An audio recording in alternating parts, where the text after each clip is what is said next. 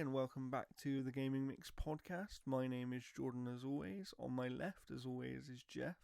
This is your official podcast from Analog Stick Gaming, and this is now 2024. How are you, Jeff? Not too bad. I mean, aside from it being like minus 40 something outside right now. But Yes, it's the weather everywhere has been bad recently, I think.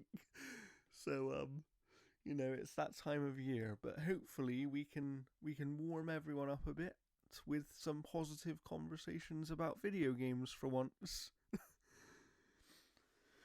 Um, yeah, but it's pretty rare, usually since yeah, I last was year. gonna I say mean, we have again, had there's we've had also some bad news. Let's be realistic. I do want to get this one out the way before I pass it off to Jeff for some more positive stuff. But I don't know if you saw recently, Jeff, that Unity is expected to lay off even more staff, um, and even a gaming adjacent thing, but Twitch laid off a lot of their staff as well, and it's just like, with Discord. yeah, it's just, and it's so the world is crazy, but in terms of actual video games, there's been some really interesting conversations recently. We've got some good games coming out in 2024, so we're going to preview those later in the episode. And we also have an event coming up which has been in the news, which we'll discuss in a moment. So, Jeff, why don't we get to the news and, as we like to say around here, get in the mix of things? Righty. So console users reportedly spent over 1.6 billion hours playing Fortnite in December. So the total is greater. Now, the reason why I put this on the news thing is this paragraph here. The total is greater than the combined amount of time console owners spent playing Call of Duty, which is basically Modern Warfare 2 and Modern Warfare 3 and Warzone, EA Sports FC 24, which is essentially FIFA, Grand Theft Auto 5, and Roblox combined. That's So ridiculous, right? that is insane because like Roblox alone has a lot of users. But I mean, yeah, like more people were playing Fortnite than all those games combined. Now this is according to research from Ampere Analysis. So the rest of this article comes from VGC. So Epic's Battle Royale game saw a massive jump in user engagement in November, driven by the launch of Chapter 4 Season OG, which took players on a trip down memory lane by reverting the island back to its Season 1 form. Hours spent in Fortnite in November were up 146% compared to October and rose by a further 9% in December, when Epic launched a trio of new game modes as permanent additions to the free to play title. The three additional live service experiences added to Fortnite were Lego Fortnite, Fortnite Rocket Racing, and Fortnite Festival.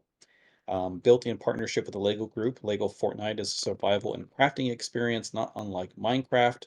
Developed by Rocket League studio Psyonix, Rocket Racing is billed as a supersonic arcade racer where players drift, fly, and boost with friends through an ever growing selection of tracks. And Fortnite Festival is from the studio that made Rock Band. So it is essentially that service that's driven by microtransactions for its catalog for songs. Um, yeah, this is huge for Fortnite to grow like over like 150 some percent.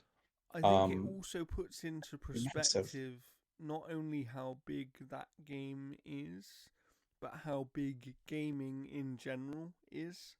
Um, because if people are spending this much time playing games, and Fortnite, as you said, has kind of expanded into all these other offerings now as well, I think that it's incredible, and like you said, the amount of hours that people are engaging with almost like that ecosystem of games now, and we'll talk more about ecosystems a bit later on, I'm sure, but that ecosystem of games has kind of taken over the world at this point. And those other games you mentioned that it's had more engagement than, none of those games are slouches. So for it to be getting more engagement than all Combined. of those games combined is crazy. It really is. It really is absolutely crazy. And yeah, very, very impressive stuff and very positive. Some other positive news that we have had that we don't have on the doc, but I like to shout out successes in video games. And as much as I have an issue with this game for reasons that will become clear when I say the name of the game, I do want to congratulate the team behind Hogwarts Legacy, because the game was confirmed as selling 22 million units in 2023, and at least based on all of the numbers that have been reported so far, that is actually the best selling game.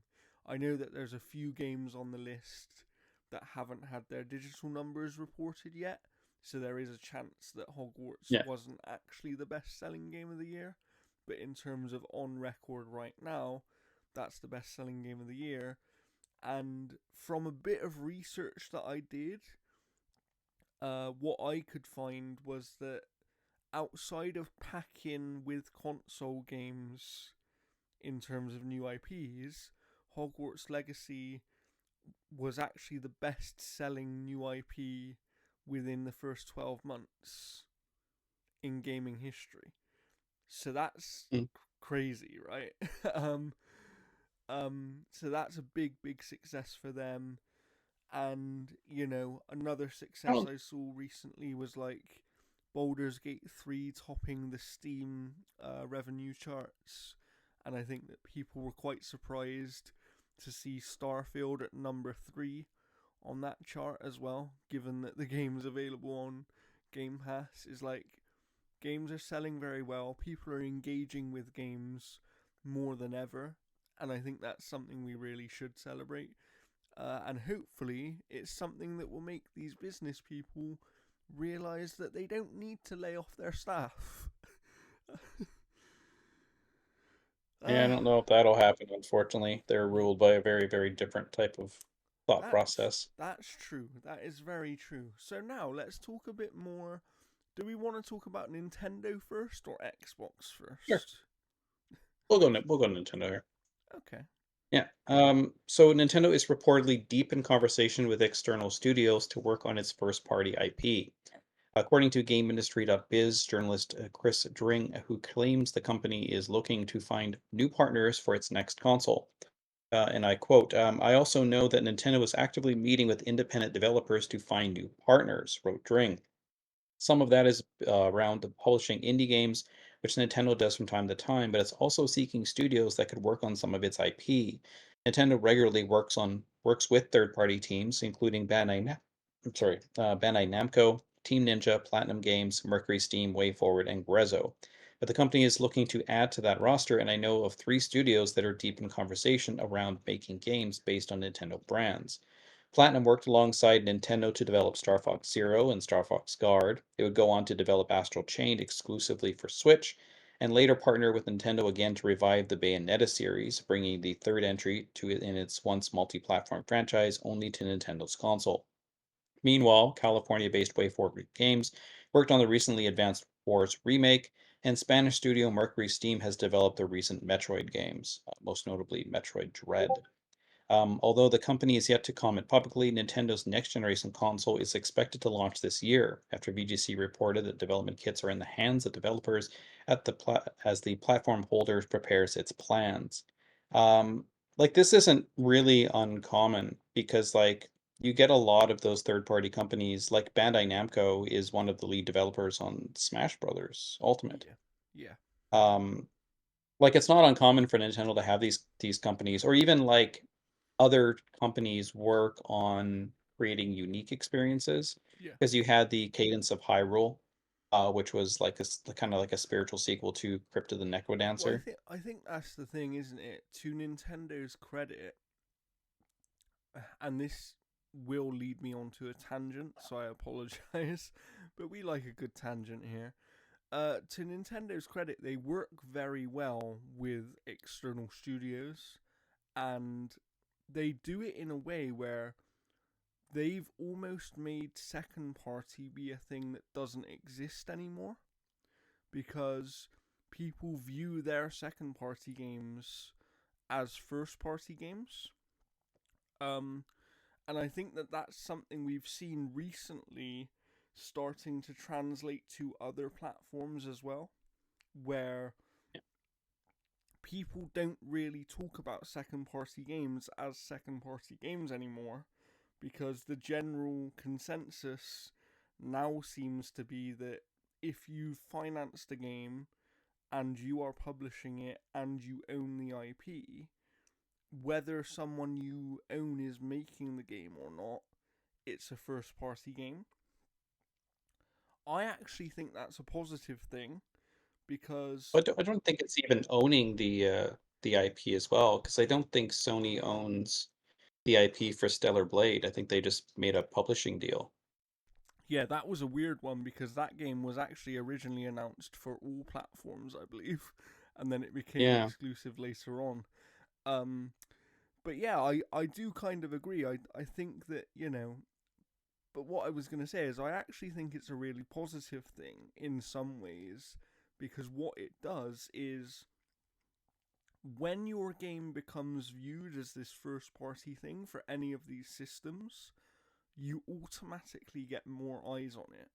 And you also get more eyes on you as a company and as a developer.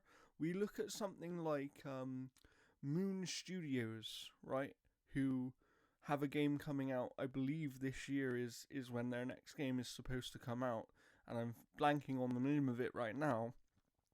Isn't it But like No Rest for the Wicked or something? I believe so. And like that game has a lot more eyes on it because of the fact that they've previously made two Ori games, which are first party Xbox games, that had, you know, very good receptions from everybody. It And they were made released on Moon Switch too. Studios, yeah, and it made Moon Studios into this kind of known thing, and it helped to give them a platform that they wouldn't have otherwise had. So I actually really like this approach, and I think that Nintendo, yet again, kind of just lead the industry with this sort of stuff. You know, partnering with the right people to make the right things, and not being afraid to let their first party IP get into the hands of someone else as well. Like, look at Metroid Dread as a video game. You know, Yeah. that quite easily could have never happened, and yet for some people that's the best Metroid game. You know, it's Yeah, like it's still like an official game. Like where I want to see them do is more things like Cadence of Hyrule, where it's a completely different take on on something. Like Link's Awakening can be kind of tied into that kind of thing as well too, but that's still just a remake of an existing thing. that's Whereas true. against like Cadence of Hyrule is like a whole different type of thing. It's like um it's I don't know, it's just interesting to see kind of like Nintendo allow these teams to kind of really go crazy with their properties. Yeah, You yeah, know, yeah. like I do agree. Because I think that that's where Nintendo have always functioned best as well, and I think that over the years, much like PlayStation, for both negative and positive, they've become a little they've become a little bit less risky in terms of what they make, and they've become and not so much Nintendo as PlayStation. PlayStation got to the point where every single game they make is essentially the same thing with a few differences. Um, but I do like to see those games that take risks. And again, in the past, I feel like Nintendo did that more than they have done maybe in recent years. And hopefully, the new Switch will bring on some more of those new and exciting risk taking kind of projects, because you'll often see at the start of a new generation that's where developers are taking risks, right? because they can do new things and they can. Games don't need to, like, yes, you need system selling games, but not every game during the launch year of a product or even the first couple of years has to be the best thing ever, because the gamers understand that when a new generation starts, you're not going to see the best of that generation until years down the line. So I think it allows a bit more freedom and it allows a bit more risk taking, and hopefully that's what we're gonna get from some of these Nintendo partnerships. So All right. We'll moving move on on, here to we've next had one a here. bit of Xbox news, which was kind of expected, but maybe a little bit earlier than we expected it to be. And what was that, Jeff? Yeah, so Xbox is going to be hosting a developer direct on January 18th. They've posted kind of what to expect, which is kind of rare because most of the time you go into like a Sony or Nintendo Direct and you don't know anything. Yeah, And I think with this one here, I think before we get into what they actually posted on what to expect, I think that this is why the developer direct they did last year got so much praise, because they were really upfront about what was going to be shown for the yeah, that's what I most was going to part, say. and then they still had that one surprise as well in Hi-Fi Rush last year. So I think they've done the same thing Well, again this year, right? it wasn't technically a surprise because when they announced the developer direct last year, they did say that the next game from Tango Gameworks was part of the direct. That's true. It I was guess just the what it surprise was. part was the what it Just was what and it the was. shadow drop. Yeah. Yeah. Yeah, that's true. That's true. So we're going to be getting a look at Indiana Jones. So Machine Games, the award-winning studio behind the recent Wolfenstein series, will reveal their upcoming Indiana Jones game, an action-adventure that puts players in the leather jacket of the legendary archaeologist. Developer Direct will showcase more than 10 minutes of the game and with developer insights, including details about the game's setting and story, how fans will actually play as Indy, additional details from his next globetrotting adventure, and the premise of the first gameplay trailer. We're also going to see Avowed. So the team at Obsidian will share the first deep dive in the gameplay experience fans can expect in Avowed, their upcoming fantasy action RPG set in the fantastical, vibrant living lands. Learn more about Obsidian's expertise in building worlds with deep themes, dynamic gameplay, and thoughtful reactivity come to life in Avowed, where players will have the agency to make choices to shape every step of their adventure. And we have Senua's Saga Hellblade 2. Ninja Theory take us behind the scenes at their studio in Cambridge to give us some insight on how they are crafting Senua's Saga Hellblade 2. The team will speak to the ambition and meticulous care involved in creating Senua's journey of survival. And lastly is a game that I don't know if I had even heard of, was Aura History Untold. Here from the leads at Oxide Games, a studio founded by veterans of the strategy genre and the creators behind classic strategy titles including Civilization V, as they unveil exclusive new gameplay and share more details about the inspiration, key features, and road ahead for their upcoming historical grand strategy game. Yeah. Jordan, do you think that we get a Hellblade 2 release date? I so I'm up and down on it. I think what I would put it this way. I think we need to get one. Um and I think that other than Aura History Untold, which I actually believe could potentially be, if they're going to do a shadow drop and it's one of these four things, it will be Aura History Untold, because that's a game that, got announced not last year but the year before. It's an RTS. It's been in development for quite some time. If any of these games is gonna be shadow dropped, it'll be that one, unless they do this weird thing where these are not the only things shown in this show. But given how much time they're spending on each thing, like I think they've said there's going to be 10 minutes of Indiana Jones. I like, given how much time they're spending on each thing, I don't think there will be more than these four things. But Yeah. possibly. But as for Hellblade 2, do I think we'll get a release date? I'm kind of up and down on that, because I think that Xbox especially are in a position where the negativity of giving a release date and then having to delay it is much greater for them than any of the other platforms. So I think that they don't give a release date unless they're very sure. However, based on what I know about Hellblade and based on what I've heard about the development and when it was originally scheduled to release and the reasons that it got moved around, which weren't necessarily anything to do with the game itself, I have heard some reports and some whispers in the industry that it could be a late March release for Hellblade. And if that's the case, I think they probably announced the date at this event. But I don't know. It's really hard because out of all these games, it kind of comes down to which one do I think is first. And I'm not sure that I think Hellblade is first this year. Because Mm. I think Indiana Jones, based on reports we've heard after this being announced, Indiana Jones is actually much closer than many people think, and it sounds like it is potentially scheduled to release this year.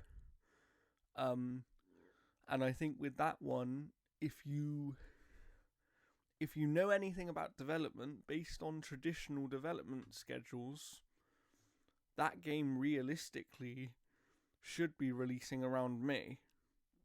That, like, based on what Machine Games have made previously, based on how long ago they last released their last full game release, that game should be ready around May this year. And I just don't know. So I'm really unsure. I think that if they can only give one date in this show, it needs to be Hellblade, even if Hellblade isn't first, because that's the game we've seen the most. I think putting a 2024 window on Indiana Jones is fine, if that is still the window for the game, and I don't think they'd be showing it. I have a feeling they wouldn't be showing it in this show if it wasn't for this year, personally. Yeah.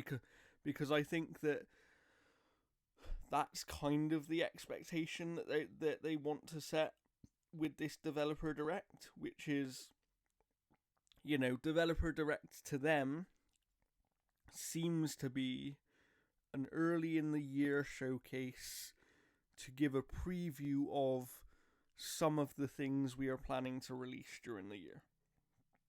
Yeah. And I don't think you have indie in here if you know that it's not coming out till next year.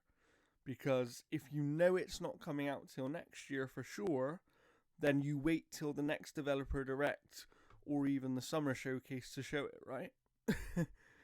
Yeah, like I think like the one time that they're saying like within 12 months kind of stuff is something that they I think should keep to. Yeah. And also it doesn't need to be strict, right? That's the thing, is nobody's gonna this is the first time that we're really seeing indie, because that announcement was a little CG thing and no one really counts those, right? So this is the first time we're actually going to see anything from indie. I think that if they put a 2024 on it and it slips to May 2025, that's fine. I don't think anyone would have a big issue with that. But I just think that based on last year's direct, where they kind of said, yeah, this is our developer direct is to kind of preview the year ahead, I think they're doing the same thing with this one. Even though they haven't used that same language, I do think they're doing the same thing, because if not, if they didn't think indie was coming this year, my thing is, you could have had Flight Sim in that slot. You could have had, any number of other games. If people have been Well, they got playing, Contraband, which they haven't even showed like anything on. yeah. They got like a So So I music trailer, and that was it. and that's what makes me think that indie is probably a this year game. And the way that I think it's gonna go is Aura, like I said, Aura History Untold is a RTS, which is coming to PC first anyway. And I can see that potentially being like a shadow drop game. So that could be out Yeah. straight away. I do think I don't it's think they would. Is it guaranteed to be PC first and then Xbox? yeah, they've said that. Yeah, yeah, Yeah. Okay. All right. yeah. I could see them doing a shadow drop for the PC. Then At least that's what they've said previously. So unless they have changed and the console version is I wonder ready how much quicker than how they expected. yeah, like I'm wondering if like they just delay it until the Xbox version is done as well, so then they can just have parity across their platforms. Maybe because that's what they've been aiming for, right? But yeah, I think if we go through each of these games, what do you think on Hellblade, Jeff? Do you think we get a date, and do you think we have to get a date? I think at this point, showing it, this is I think the fourth time that they'll have showed it. Mm-hmm. Yeah, I think honestly that I think we get a date for sure. yeah. I think If you that were to if guess, they have to. when do you give me a month? When do you think the date will be? If you were to guess, Um, yeah, I think honestly, I wouldn't be a bit surprised if it's something like August. okay, interesting, Like interesting. if it's later, because I think that if it was May, I think we would have got some type of release date at the Game Awards. I agree. My only thought process on that, which would potentially counter that, is with it being one of their bigger, more anticipated projects, would they want to save the date reveal for their own event? No, Yeah, you have way more eyes on the Game Awards. interesting. Yeah, that's I definitely a don't good way like, of yeah, looking at like it. the Game Awards will generate way more eyes than the developer direct will. Yeah, of Because like the course it Game will. Awards is like the developer direct for Xbox is going to be watched mainly by Xbox fans, Yeah, I you agree. know, I agree. and the Game Awards are going to be watched by everybody. Yeah, Um, yeah, that's true. so like I think we would have got a release date then if it was so soon. But Yeah, like I don't know, I can't wait to play it. Like Hellblade, there we go. Senua's Saga is one of my absolute favorite games of all time. So Yeah, I mean, I'm eager to see what they do with a bigger budget. we'll obviously get into our yearly preview after we've spoken about this, but that is one of my most anticipated games. I do want to speak a bit about Avowed, which is obviously going to be Sure. also in this showcase here. I think Avowed will probably be the holiday game this year for Xbox.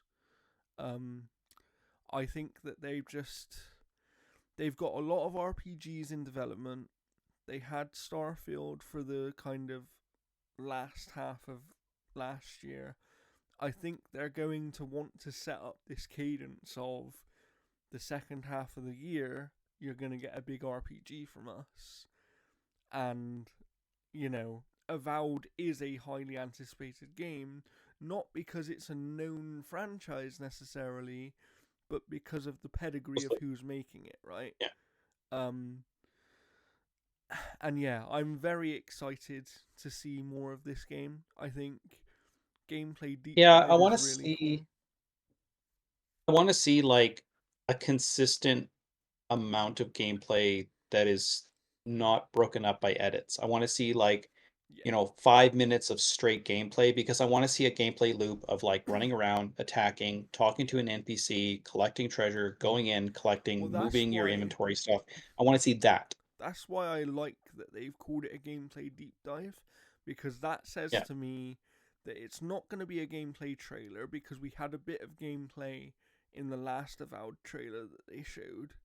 We know that that was pre-alpha, but there was gameplay in it. You could see that there was gameplay in the trailer there.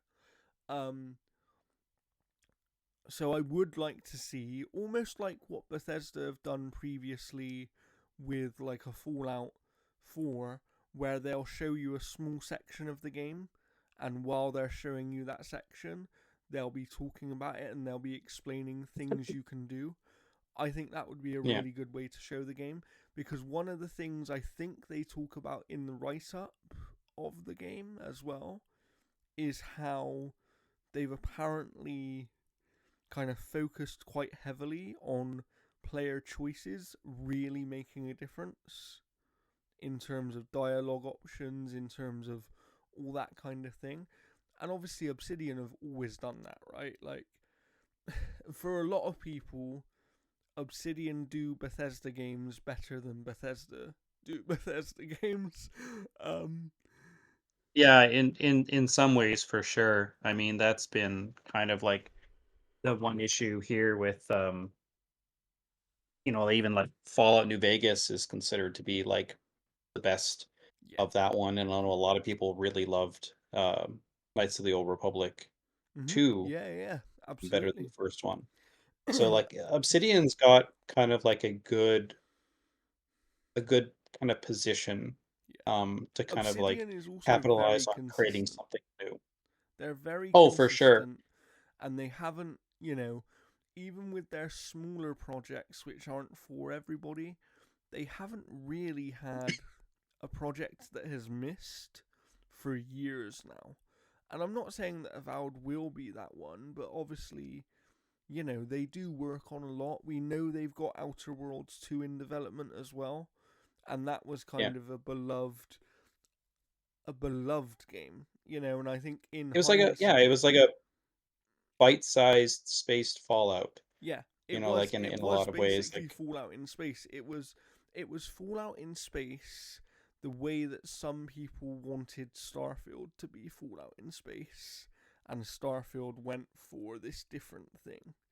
Um, yeah.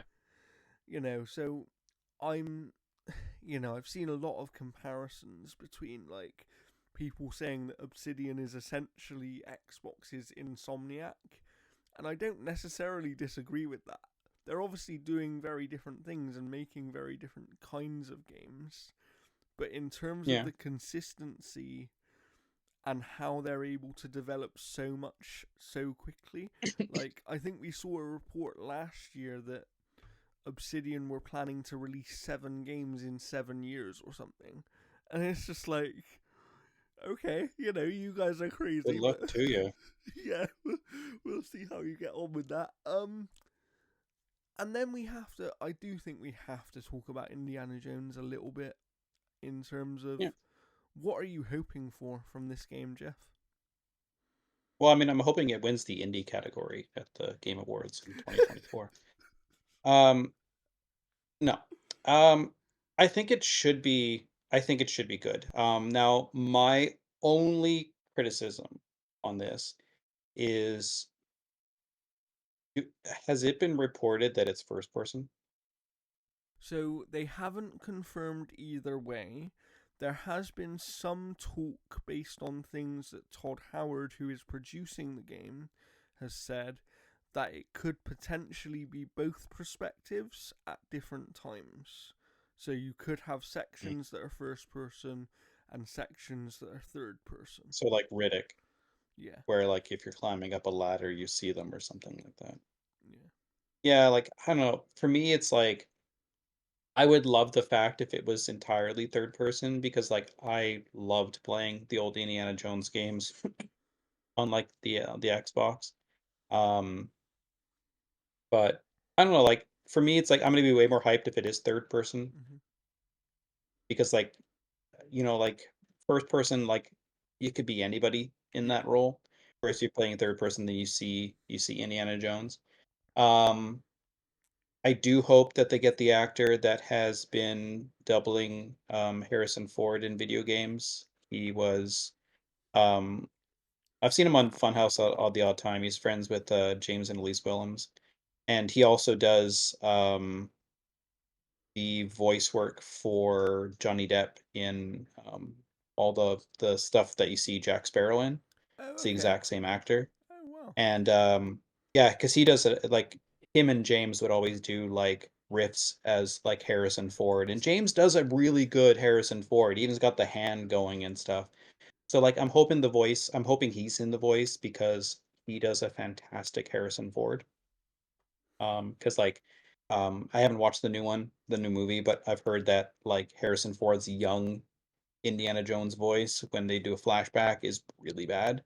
So I'm Okay. hoping Harrison Ford is not the voice of Indiana Jones in this, which is weird because like you think that's blasphemous, right? Like, but I think he's just, But then we don't know what you age know, indie they're doing, right? Like we have no idea. there's no way they're doing old indie because if this is meant to be, say, a trilogy of games, Mm. you're gonna put him, I'm gonna say, around the Last Crusade time period, Yeah, I'd agree. which is, I think, peak Indiana Jones for where you go with the story. Yeah, I'd agree. Um, What but I I would don't know, like say, I'm excited for it. I really am excited for it yeah, because machine games like the Wolfenstein games were fantastic. So absolutely. What I would say is, again, I agree with you. Machine games are very, very good. I think obviously they had the one little bit of a dud which they co-developed, which was Youngblood, right? Which didn't go too well.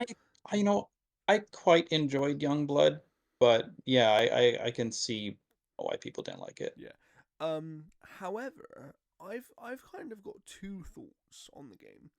While I would be more personally interested in a third person action adventure style indie game, and I think that that's a type of game that would benefit Xbox as a platform more because we have already seen from court documents that this game is exclusive. You know, it's so Yeah. no questions over that.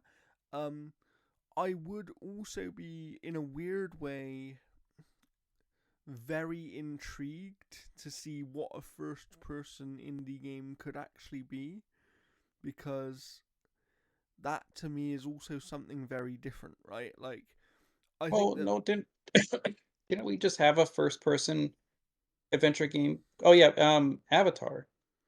true, Like we have like because like that game essentially is like lush jungles and stuff like that, and like fighting like you know true, kind of the true. establishment in a lot My, of I ways. guess my concern with going third person with indie is you would get the comparisons to Tomb Raider and Uncharted if you do that. Yeah, you're always gonna have that though, because I mean like those games like pretty much came from the Indiana Jones Yeah, they were genre, right? inspired by indie anyway, right? Yeah, that's true. Yeah. That's true. So I like am yeah, very I mean excited. I'm very excited even for if this. you like if you have both, I'll go with both. Yeah, That's fine. But yeah, for yeah. me it's like I'm gonna be way more excited for this if it is third person. Yeah, I'd agree. I'd agree with that for sure. Um, and then the only other thing I'd say is there obviously have been some reports that there could be a shadow drop. I speculated that if it was one of these games, it'll be Aura. I still believe that that would be the case. However, there is some talk that potentially there's another game that's going to show up in this showcase, and it hasn't been confirmed, but it has kind of been teased by the developer as well, which is Double Fine's new game. Apparently, they have a Hmm. smaller game that they're working on, um, called Kiln Hmm. or something. Um, and there is a lot of speculation that that potentially could be the Shadow Drop game. Um, Wait, didn't um during their doc mm, when they were showing when they were showing like the what is it what do they call it? Uh like a was it roadmap. Fortnite or something? No, no, no. They had a thing where they would break the teams, the development studio, into teams of people, and then they would Oh, make yeah, uh, um, like a game jam. a game like a game jam. And I thought there was a game called Kiln where you played as a bunch of like little like bottled type of like Yeah. containers, and So it was a multiplayer game. so the report is Kiln is now an actual game that they. So if that's the game, yeah, because like they were playing it at the studio and they absolutely loved it during the game jam. So and I mean we got a lot of other games because like their Wrath of the Tentacle or something like that that game Day of whatever. the Tentacle, yeah, yeah. Day of the Tentacle, I think, started as a Game Jam game as well Yeah, a too. lot of their stuff Um, does. That's how they're so yeah, creative, I think. yeah, I could see that them shadow dropping that. Like, we'll see how it is because like Yeah, Double Fine for me has always succeeded as a studio due to a lot of its level design and humor. yeah, I And agree. Kiln, I don't know how you would do the humor there, unless maybe in between rounds there's like a little hub area where you're going around and Yeah, upgrading your guy or absolutely. whatever the case is, and then you However, have those what I would personalities. say is that Double Fine are also a studio, in my opinion, that because they're so creative and because they make such interesting things, they've sort of earned the freedom to do whatever they want to do. And I Oh, think that for sure. I just want a Double Fine game to feel like a yeah, Double Fine game. absolutely. I You know, mean, based on you know, what Tim Schafer was saying a couple of years ago in an interview with IGN, I think he talked about because they asked him if he'd want to work on like a banjo game or if he'd want to do another Psychonauts game, and he said, yeah. and his comment was something along the lines of, "No, after this we want to do something completely original that we've not really done before." And Kiln seems like it would fit into that mold. um, so we'll see. But I think that that's the exciting thing about Xbox as a platform right now. You know, I've spoken about it previously, but they now have so much that actually, you know, some people have even speculated like, could they be shadow dropping one of these more AAA games? And with the amount of stuff they have now, weirdly, I wouldn't put it past them. I don't think they will, but I wouldn't put it past them just because. Yeah. I Here's the thing. I don't think that they will shadow drop anything at this developer direct. And the reason why is because if they do, it sets a precedent. And then all of a sudden next year's developer direct, everyone's going to be like, "Oh, wait, you didn't shadow drop anything? You've done it the Yeah, last 2 years." it's almost like if you carry on doing it, the year that you then aren't able to do it will Yeah. automatically be a lesser event. Um, I agree with that. I agree with that. But then I guess it's kind of like how confident are they in their pipeline, right? If they think that they're Yeah. going to be able to do it once a year, I don't think it's a sense of confidence. I think is the not setting a precedent, I yeah. think is the more important part of it. So Um, I know that one of the speculations was that they wouldn't actually shadow drop a game, but they'd potentially announce a game that had a very close release date, as yeah, in like I could see them weeks doing later. that.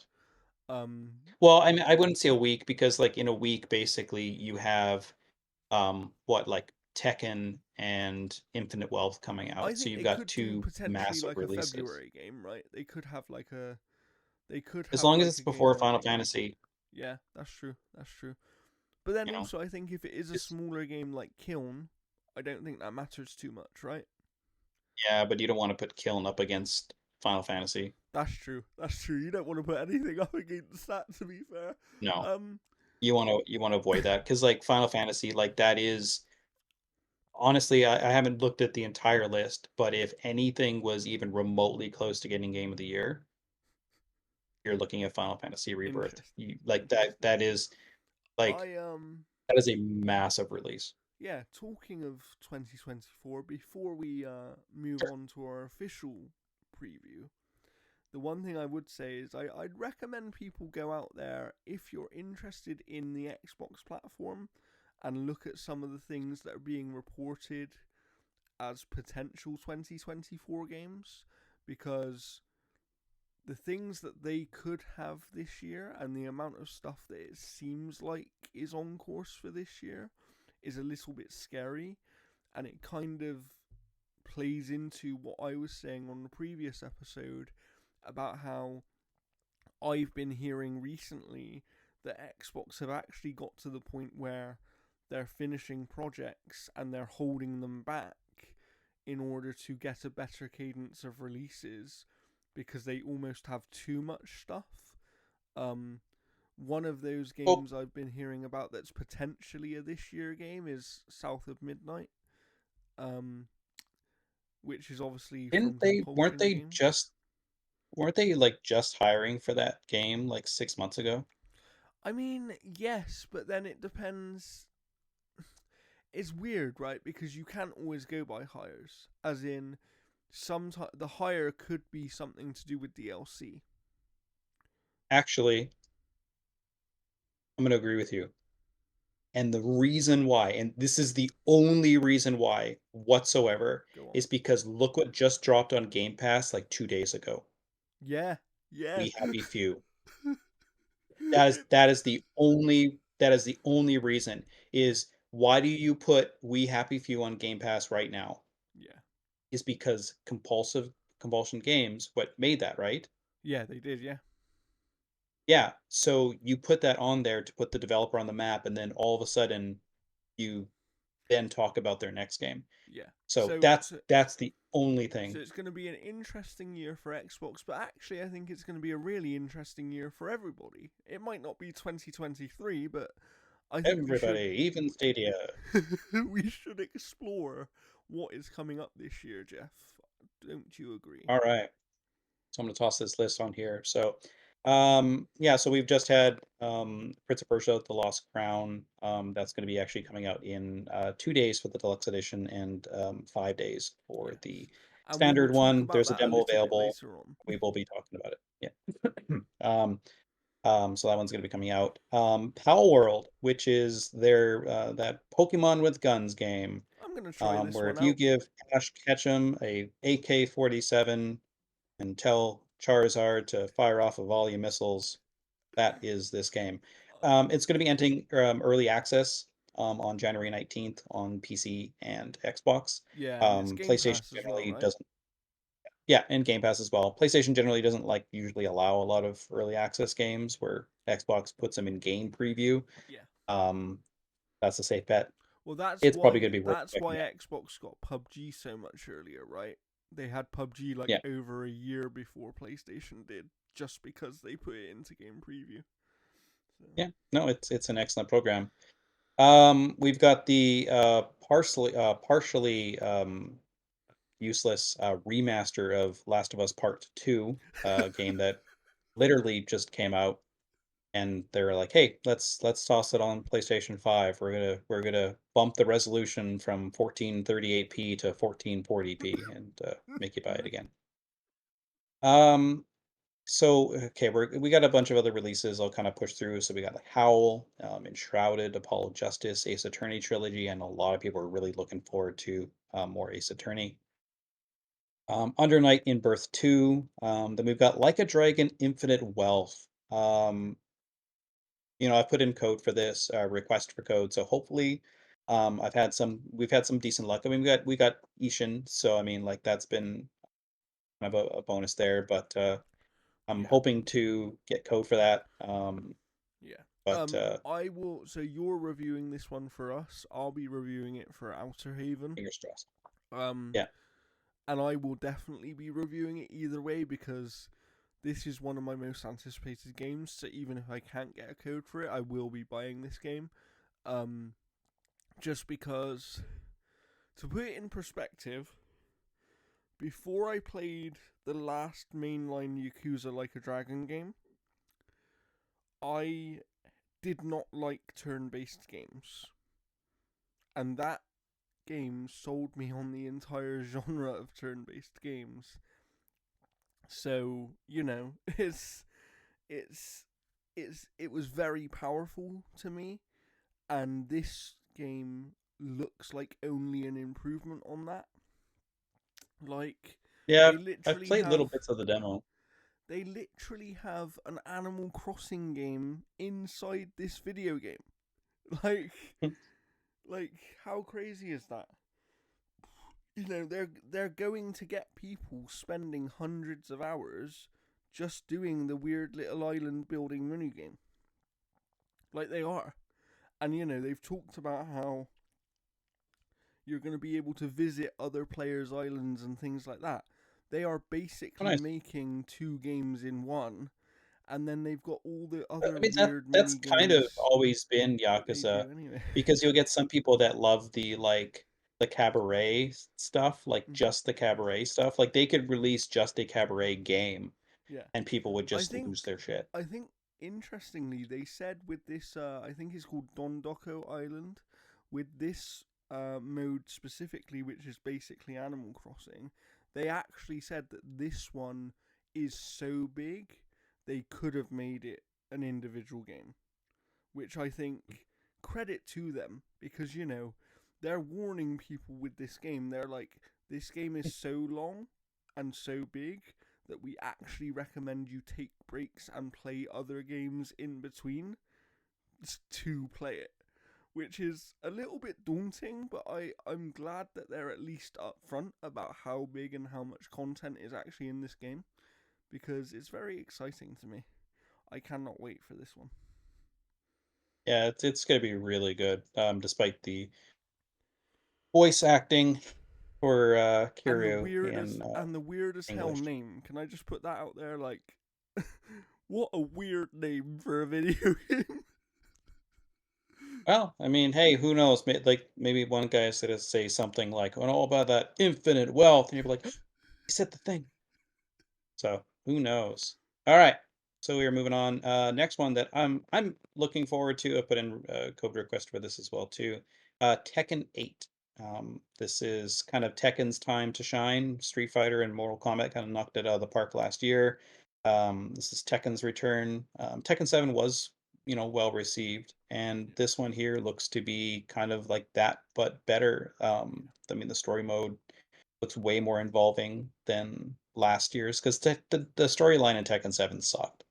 Mhm. It was like the only part of that game that was really bad. And this one here is like, all right, well, what if we do what we've done with Tekken before, but we just don't rein it in? Yeah. Yeah. Like, Yeah. I played the demo, and like, yeah, it looks fantastic. Like, it looks really good. It plays really well. It's got a fantastic cast of characters with a few new additions. Um, But, yeah, no, it looks really, really good. Mhm. Yeah. Yeah. Yeah. I agree. I don't know if I'll play it just because there's too many other things to kind of buy and play this year. Um. Yeah, like, if I don't get code, I won't be able to afford it. Yeah. So Um. it'll be a game that, if I can't get code for it, Yeah. we'll definitely check it out. Yes, for sure. For sure. Anything else? What else do we have? That's it for the year, Jordan. That's it. That's all the video games. Imagine if that was it. Um, I know, my God. So on February 1st, we have Grand Blue Fantasy Relink. I've just tried the demo. This game's great. I've reached out for code. I've never worked with the company before, so we'll see whether or not we can get code on that. I've Um, heard a lot it, about it, this it one. I don't think it's one for me personally, but it seems like a highly anticipated game. yeah, a lot of people have really been looking forward to this. Apparently, it's got some like Monster Hunter kind of like vibes in regards to some of its like monsters and stuff like that. But I've only started the demo on it, and I've been really impressed with how it feels and looks. So that is definitely one to look out for. Um, one thing that's sort of weird is you've got Like a Dragon Infinite Wealth on January 26th, but then on February 2nd, you've got Persona 3 Reload, which Hmm. is another like 100+ hour game. Sort of weird putting them so close together, but a Yeah, lot of people have been looking forward to this because this is a full-blown remake. yeah, and also this is a All new voice highly cast. requested remake, right? Like people have wanted this Yes. remake for like a decade. So, Yeah. This is a um, lot of people's favorite Persona game. and So I mean, also this is just to a mention masterpiece. for a reminder that people who don't know, this one is day one in Game Pass, so you're not even gonna Yeah. have to buy it. This is like probably one of the biggest third party gets for Game Pass as a day one release ever, I think, just because of how Yeah, like much of I'm a definitely gonna requested check game it it out on is. Game Pass because like I love Persona 5 Royal. I've Like never that played a is Persona game, so we'll if see. if you're gonna play one, like honestly, like I would try this one for sure. But like I can absolutely guarantee you that Persona 5 Royal is like absolutely worth checking out. Nice. Just Okay. Royal, Okay. Yeah, because you don't want to have to replay the entire game again for all of the best bits because Royal it improves the game so much. Like Okay, absolutely so much. that's good to know. Um, That's good to know. we've also got I know like Jujutsu Kaisen Cursed Clash. That's coming out on February 2nd as well. Then we've got a game that the press hates, but the fans kind of like, and that is going to be Suicide Squad Kill the Justice League. And it Um, also sounds like, before we talk about this game a little bit more, it also sounds like some of the press only don't like this game because of a bad event experience. As in, I've heard some talk about certain people saying that, how can they. With it being a live service game, it's hard to judge based on 1 or 2 hours of play, and then yeah, the other part of it being that a lot of them actually had problems with capture and things like that, and that kind of took away from their experience as well. So I'm not sure whether this is one of those games that has just fallen into the category of being negative about its sells, and therefore we're going to continue to be negative about it until we have a reason yeah. not to. But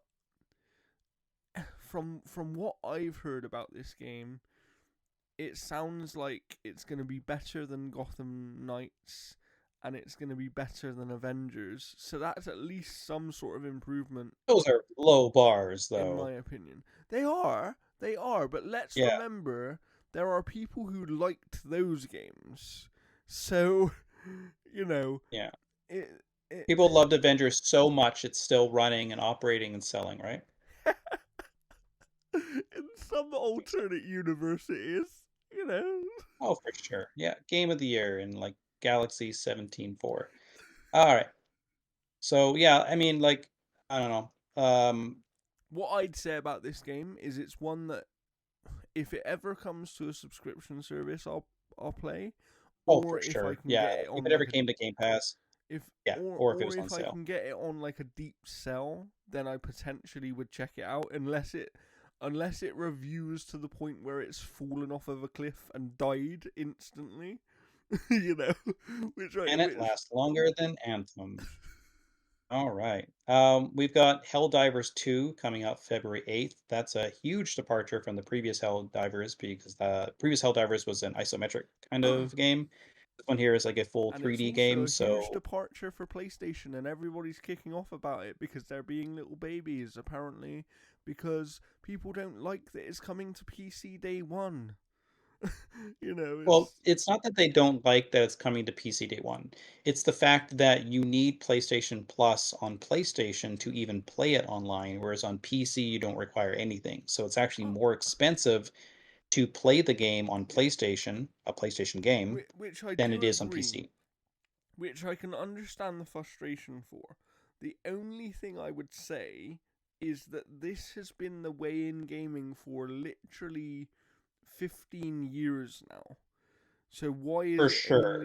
why is it only coming up now that people are like, "Oh, we don't like this." I think that it's still happening is the biggest issue, Yeah. is that you have these types of like roadblocks on there as well too. But then again, like, you know, do you draw the line at multi-platform games and then why do you have that? Like it's hard to say like honestly I would love to see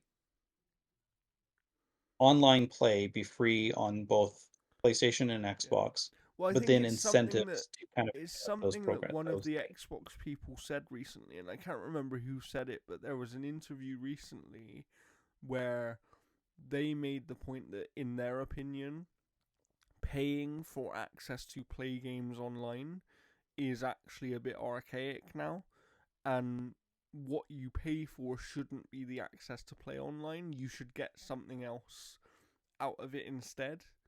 And I think that Yeah, you know, that's kind of you part of just their create vision of what they're incentives. trying to do with Game Pass, I guess. Yeah. But One game that I'm hopeful to look out or to check out is going to be Banishers Ghosts of New Eden. this looks good. That looks like a It's pretty from the solid it's kind of from the third-person games. Vampire team, right? I think I the believe so. Yeah, it is one of Donod's. companies there. Then that'll be the most visually impressive Don't Nod game that they have released so far. At Yes. least graphically, like the fidelity of it, because like Jusant was still like a very good looking game. Yes, I agree. We've got the Tomb Raider remaster for 1 to 3. That's going to be available on pretty much everything. Mario versus Donkey Kong, which is kind of like a reboot remake of the one that was on the 3DS. Skull and Bones finally coming out on February 16th. So Um, I'm gonna ask you to make a prediction, Jeff. Right now, predict: is Skull and Bones going to be good or not? Honestly, I would love to do a start doing like a Metacritic thing, Yeah, where we predict the kind of like that we've seen Metacritic on, scores. yeah, like that stuff, or even like you're even doing like a video game fantasy league, because like I love the stuff that Giant Bomb's doing with that Yeah, kind of stuff we too. should definitely do that. We should definitely do that, and we'll share Um, it with all of you as well if we do. Um, for so you can me, if listen. I was to predict the Metacritic score for Skull and Bones, Hmm. yeah, it would be a 71. Interesting. In my head, I had 72 before you just said your score. Yeah, So we're on the same like wavelength. I think that's where it's going to hit, and we're going to be checking that out. Yeah, For sure. yeah. Taking a look at that. Then we've got, let's see here. So we got King Arthur, Knight's Tale. That's going to be coming to consoles. Nightingale is going to be coming to PC and early access. We've got Open Roads. That's going to be coming out on pretty much everything. Pacific Drive. Um, I've reached out to the developer and the publisher on this one to take a look and see, because like Pacific Drive looks pretty interesting. Like it's a roguelike where you're in a car. So basically you have your car, you drive out, you collect these things, and then you basically get to like this portal at the end, and then that allows you to keep all your stuff. So then you start like tinkering and fixing your car and all that kind of stuff, and you keep going out in loops. And there's a story that plays out um, through like a walkie-talkie type of thing. So it looks pretty interesting. There's previews out for it now, so definitely check it out if you're interested there. We've got Sons of the Forest, which is going to be releasing in 1.0 on PC on February 23rd. That is basically a sequel to The Forest, which was a very popular survival game with like kind of like mutated people and stuff like that, kind of like attacking your bases and all that kind of stuff. It was Forest was actually pretty fun. We got the Brothers: A Tale of Two Sons remake, which is going to add I'll be playing co-op on this. that, I'll be playing this, I as think. opposed to yeah, yeah. I'm definitely going to be probably skipping it. Um, but this is made by a completely different studio than the original, so it is kind of made in Although Joseph Ferris seems for sure. pretty happy with what he's seen of it, he seems pretty Yeah, pleased with how they've handled it. So that's a good oh thing. for sure. We've got Star Wars Dark Forces remaster. That's going to be coming to pretty much everything on February 28th. Nice. Final Do you know Fantasy what isn't Final coming Fantasy to 7. anything this year, Jeff? Do you know what isn't coming to anything this year? The KOTOR What? remake. Nope. Doesn't exist anymore. Final Fantasy VII Rebirth is going to be coming out on PS5 on February 29th. This is the big one, right? That's Like This is a massive one. If you thought the Final Fantasy VII remake was huge, this is going to be even bigger. I Um, guess the question becomes which one of us is which one of us is handling the review of this game. I mean, if I can, like, I'm, like money's tight, so I'm going to be probably trading in a bunch of stuff to get a few things and stuff, especially if I don't get some codes for stuff. And I haven't had any luck with reaching out to Square Enix. Yeah, Um, they're difficult. so it'll depend on whether or not I can afford it, Yeah, that kind of that's stuff. fair. That's fair. It I comes down to mean, that. obviously, I did Final Fantasy 16, and I love that. Final Fantasy 7 Rebirth, I am excited for, but weirdly, and maybe it's just me, I'm not as excited for this as I was for the initial remake game, and I don't know why. Well, Because like, I because should be. I reviewed the remake and then the expansion stuff. with Yuffie and whatnot, and quite enjoyed that kind of stuff. So yeah, like I'm good to kind of continue doing that, Nice, just to nice, kind of have that nice. We will that figure it voice out, there. but basically, we will. One of us at least will play it and cover it because we're gonna make sure we do that with bigger games this year. I think as much as we Yeah. possibly can. Well, you've also got Brothers: A Tale of Two Sons remake the day before. Yeah. So if I do play that, I'll handle that one. Yeah. um. But yeah, this is All a right, going. pretty good start to the year. Oh yeah.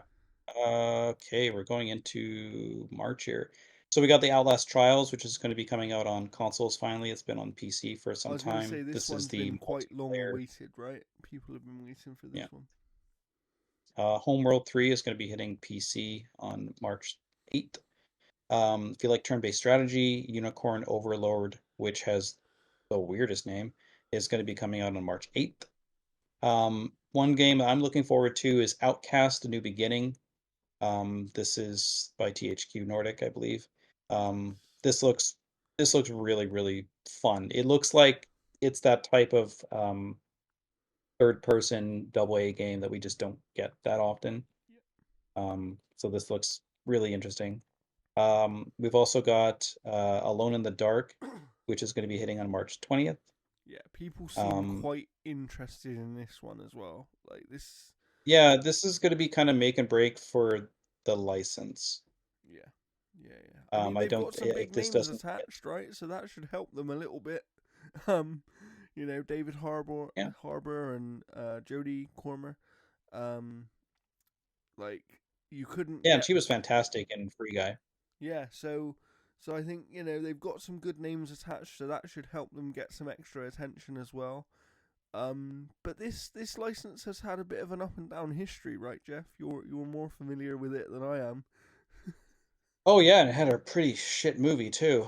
Yeah, like it's one of those franchises that it's been kind of a leader and follower at the exact same time when it comes to kind of how it's been conveyed through its different iterations.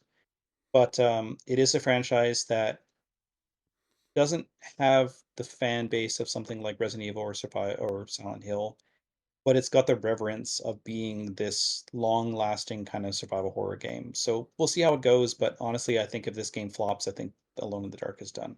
Yeah, I'd agree with Um, that. I'd agree with that. So I do have my Dragons, fingers crossed for them, is what I'd say. oh, for sure. I'm really hopeful it's good. And not just good that it hits. But it released 2 days before a massive game in Dragon's Dogma 2, which is Yes. Capcom's big game for this year. That game looks Yeah, fantastic. It's and the also and one the of the first games interesting I've thing seen.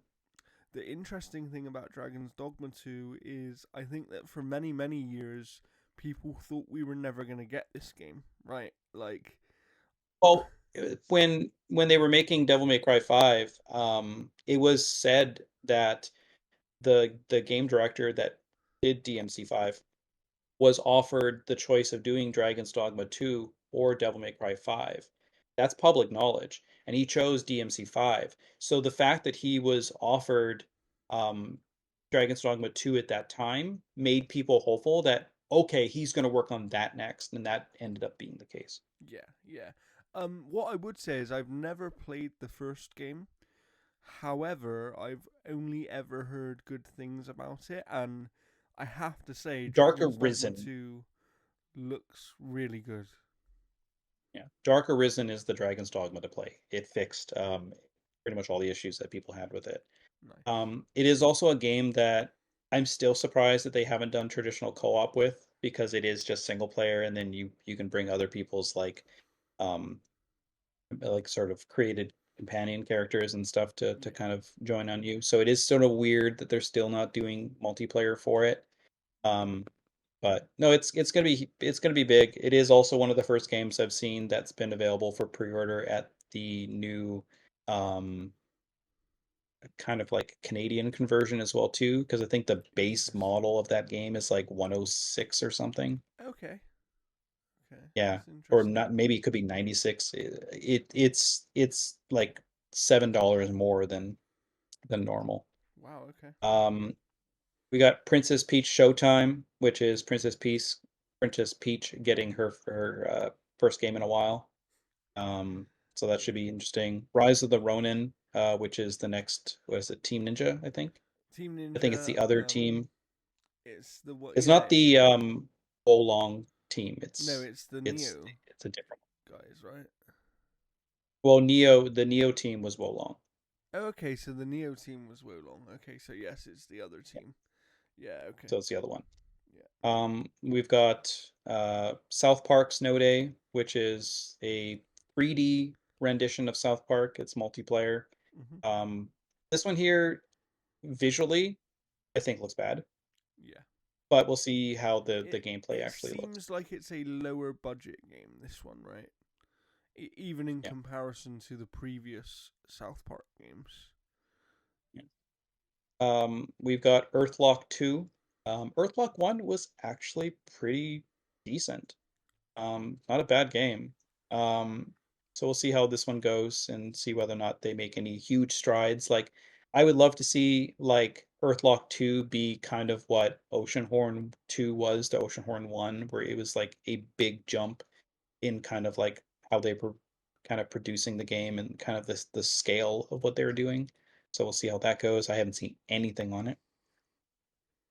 Um, Moving on here, we've got Udian Chronicle 100 Heroes, I which know looks people have been pretty really good. waiting for this one, and one of my friends, Steve, actually backed this game on Kickstarter, so he's been waiting quite a long time for this one. Um, Yeah, again, and I another think it's another coming to Game Pass. day one Game Pass Yeah, game, yeah, day one Game Pass game. that'd be So great. Excellent. I can't remember what the Um, franchise is, but I believe that the maker of this game made a previously very well received franchise, and this is kind of like the spiritual successor. I can't remember. isn't it isn't it the spiritual successor to Suikoden? Oh, it might be. Yeah, that might be it. Yeah, yeah, it I might think be. that's what it is.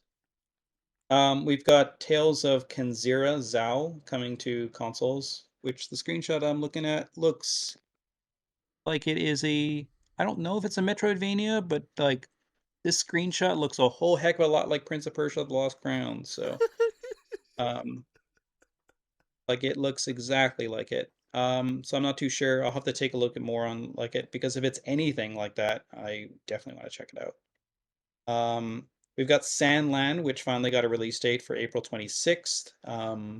That is the next game by the artist that a lot of people know for Dragon Ball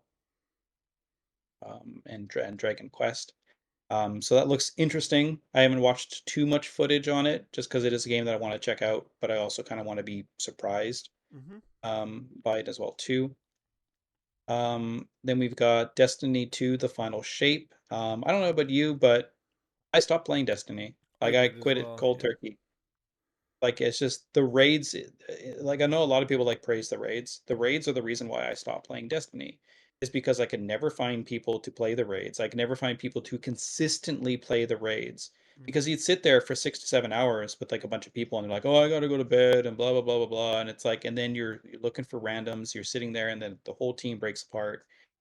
And yeah, it's just the raids are what took Yeah. me away from I Destiny feel like because I the thing with loved playing Destiny, it. Destiny and other similar games as well, suffer with the problem where unless you have a very consistent group of people to play the game with, you Yeah, lose so much of what the experience is supposed to be.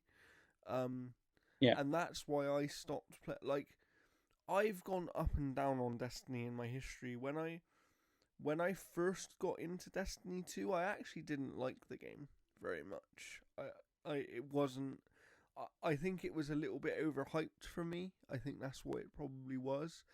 And then I found a group of people to play it with that I just really enjoyed playing it with them, and I got into it much more.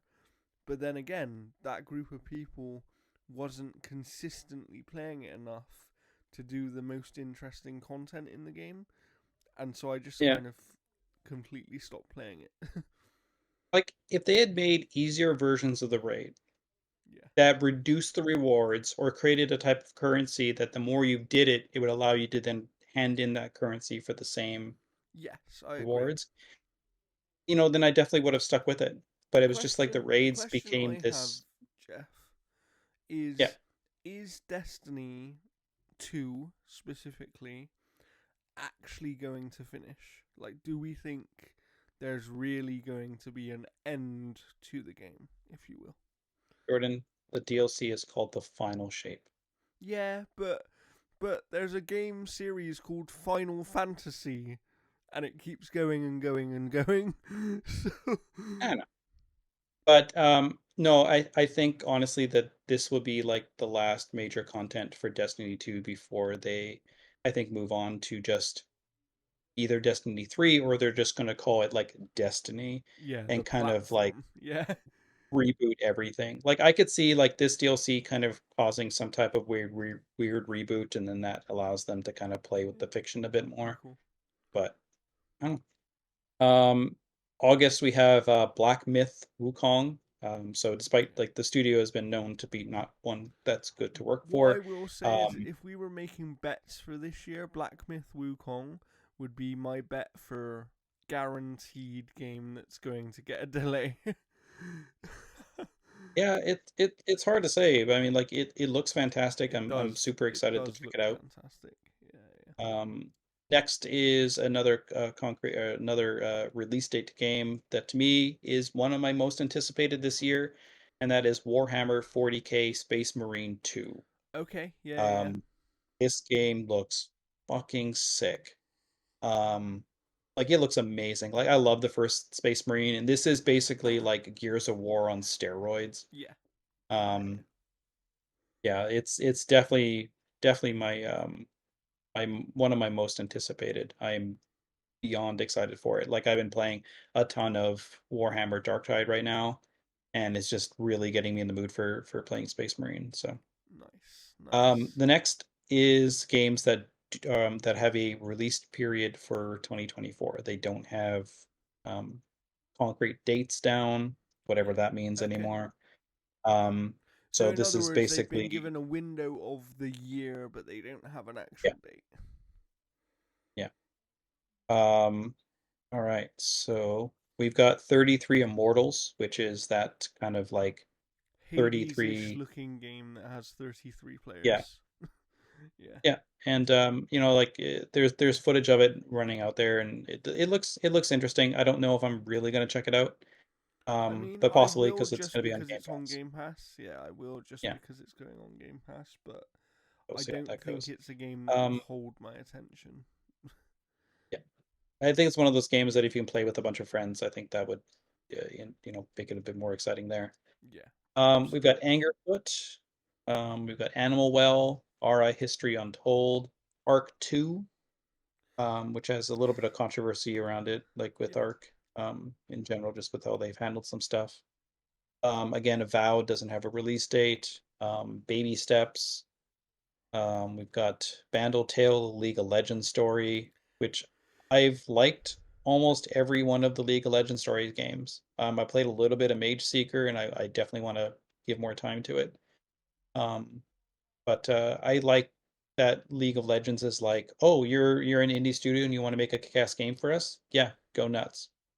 Yeah. Like the one that Airship Syndicate worked on, which is essentially a spiritual successor to Battle Chasers.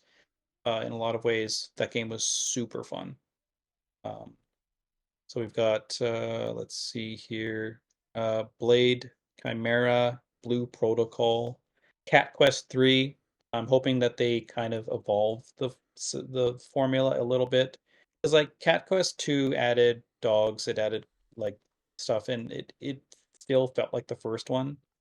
Um, so as long as the third one can evolve in the series a bit more, I will check it out. If it is just the same game, I'm gonna wait. The only cat game that I'm interested in playing this year is Little Kitty in Big City. Like that game Yeah, that one looks actually looks cool. pretty fun. Yeah. We've got City Skylines 2, Concord, Contra Operation Beluga, Core Keeper, Death Trick Double Blind, Dustborn, Earth Defense Force 6. That one should be interesting. We'll see how that one does because I know like Exo Primal was trying to kind of tie into that Earth Defense Yeah. experience a little bit more. Then we've got Elden Ring, Shadow of the Erd Tree, which you can't stop me. I'm checking that game out. That like Elden Ring is still, I think, like one of the best like Souls games for sure. Um, like I if think look, if it didn't have even from the small part of Elden Ring that I have played, I actually would go as far to say of it's one of the best games ever. Period. Because it's just oh, so it well is designed. yeah, like honestly, it's weird. Because Elden Ring for me has one flaw, and that is its co-op sucks ass. Absolutely Like agreed. there's mods for like the seamless co-op, which is great. But I mean, after playing Lords of the Fallen, that's how you do co-op. Oh, you want to join? Yeah, just join my game. Yeah. You want to play through the entire game with no limitations? Done. Yeah. And And if if Lords of the Fallen, co-op was easier in Elden Ring, I would have got you to play that whole game with me. Like, do you oh know what I yeah, mean? for sure. it's And just like it's just honestly, too You get Lords of the Fallen, and I will go through that entire game again. Because like if Lords of the Fallen didn't have like the technical parts of it, performance issues. like to Yeah. me that would that would be a 10 for sure. Wow. Because Wow. like that is like Lords of the Fallen, even with like the technical stuff, it like the technical annoyances is so close to being my favorite like Souls like. Wow. Um Wow. it is so freaking good. It was just so fun, and like the co-op is what made it, for sure. Yeah. Yeah. I can Um appreciate that. but yeah, like Elden Ring, like honestly, like if they would just improve the co-op, Yeah. like if that is part of a quality of life update that comes with the DLC, That would then be I will good. be so pleased. I will be so pleased because like seamless co-op on PC, like that's the thing, is like I don't want to restart the game. Like if there was a way to transfer my character to the Yeah. PC version, I would buy the PC version and then add then that mod. Wow. So That um shows how much we've you got like the Final game, I Fantasy. guess. Oh yeah. Final Fantasy 14 A Realm Reborn is going to be hitting Xbox this year. Yeah. I think that's Dawn quite a Trail, big which is thing. its I think that's quite a big thing, yeah, really. the early access beta is like next month or something. Yeah, I think they delayed it slightly, didn't they? It was gonna be this month, and then they pushed it back a little bit. We've got Dawn Trail, which is its DLC, so that should basically be uh, kind of extending that game's length as well too. Like I don't Yes. know if it's the last DLC. I'm not 100% too sure, but Yeah, I'm not those sure. have I'm not always done well. sure. Yeah. Yeah. I'm really looking forward to Flintlock: The Siege of Dawn. That game Mhm. is extremely Looks my very shit, good as well. Yeah, yeah. so I'm super pleased for that one. Foam Stars, who knows? Who knows what that game's gonna do? The thing about Foam Stars is it could be it could be another cool Splatoon type game, or it could end up being like Destruction All Stars. Do you know what I mean? As in, it could die Yeah, immediately and just be I awful. I don't like I honestly I just don't think this game has legs at all. Yeah. Um, I think it's going to be roughly DOA. Yeah. Especially with the finals out right now, no one's going to Yes. care about Foam Stars. Frostpunk 2 hitting PC, Funko Fusion, Ghost Bike. I'm really looking forward to Greedfall 2: The Dying World. It's Nice. weird. This listing only has PC and PS5. It doesn't have Xbox. Oh, that's So I'm strange. gonna have to uh, is it Yeah, yeah, we should check Greedfall that one 2 because Greedfall, Xbox? the first Greedfall, has actually been on Game Pass, right?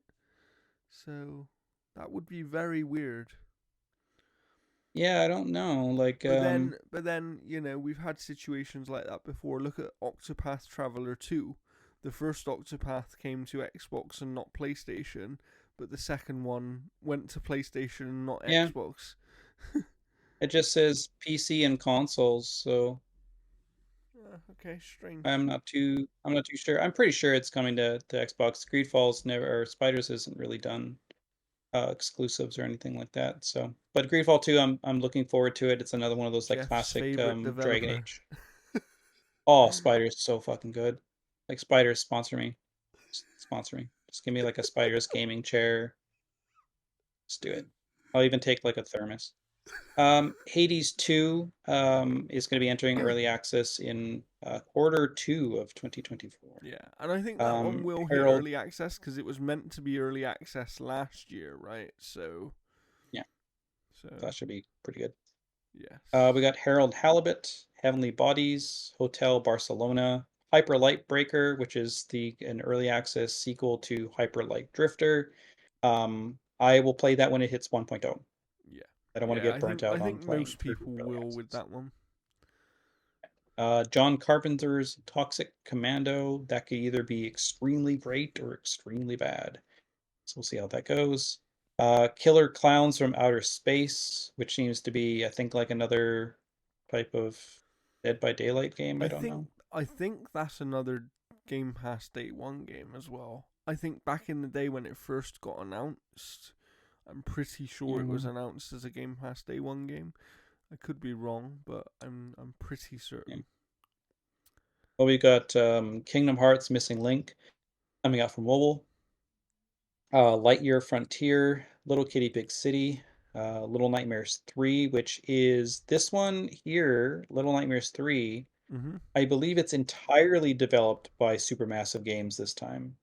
I'm not sure. I think possibly there's definitely something about the development that changed. I know that. I just Because can't they were, remember.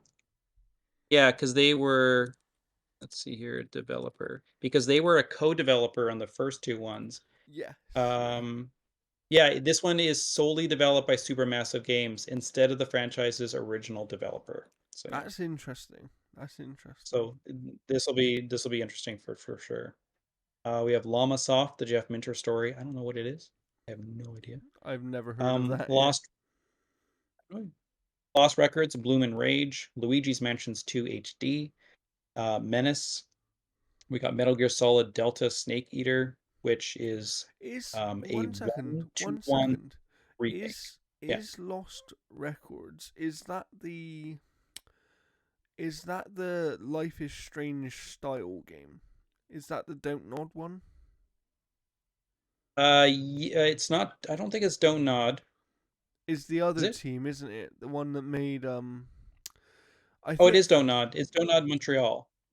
yeah, I think that Lost Records is basically a Life is Strange type video game. It I looks almost quite wonder if it interesting. would, if it'll tie in, but I'm not too sure. Like honestly, if it was made by Ep.9, I'd be a little bit more confident in it because I think Life is Interesting. Strange True Colors was Yeah, True Colors I better than loved. I love True Colors. it was You did fantastic. mention there Metal Gear Solid Delta. I am really, really intrigued by this game just because Metal Gear Solid 3 is probably my favorite in that entire franchise. Um, and so I just, but seeing a Yeah. remake of that is going to be And really it's a one interesting. it's a one-to-one remake because they're using the original Yeah, voices. So there might be some new content in regards to some stuff, but it won't be voiced. yeah, Or it could be voice lines that were like not used and they've yeah. repurposed them or And something. I'm not also, sure. to be fair, it's one of the few games that, you know, I can understand it being a one to one remake because the game was so good anyway, but a standard remaster where you're just changing the visuals wouldn't have quite been enough to improve the game up to modern standards. You need to Yeah, kind and of like smooth out the gameplay and stuff like that. the one thing that's kind of neat about Metal Gear Solid 3 as well too is like what was the one girl's voice or name in that? Um Uh, Metal Gear I Solid think you had 3. Eva, Yeah, maybe. is it Eva?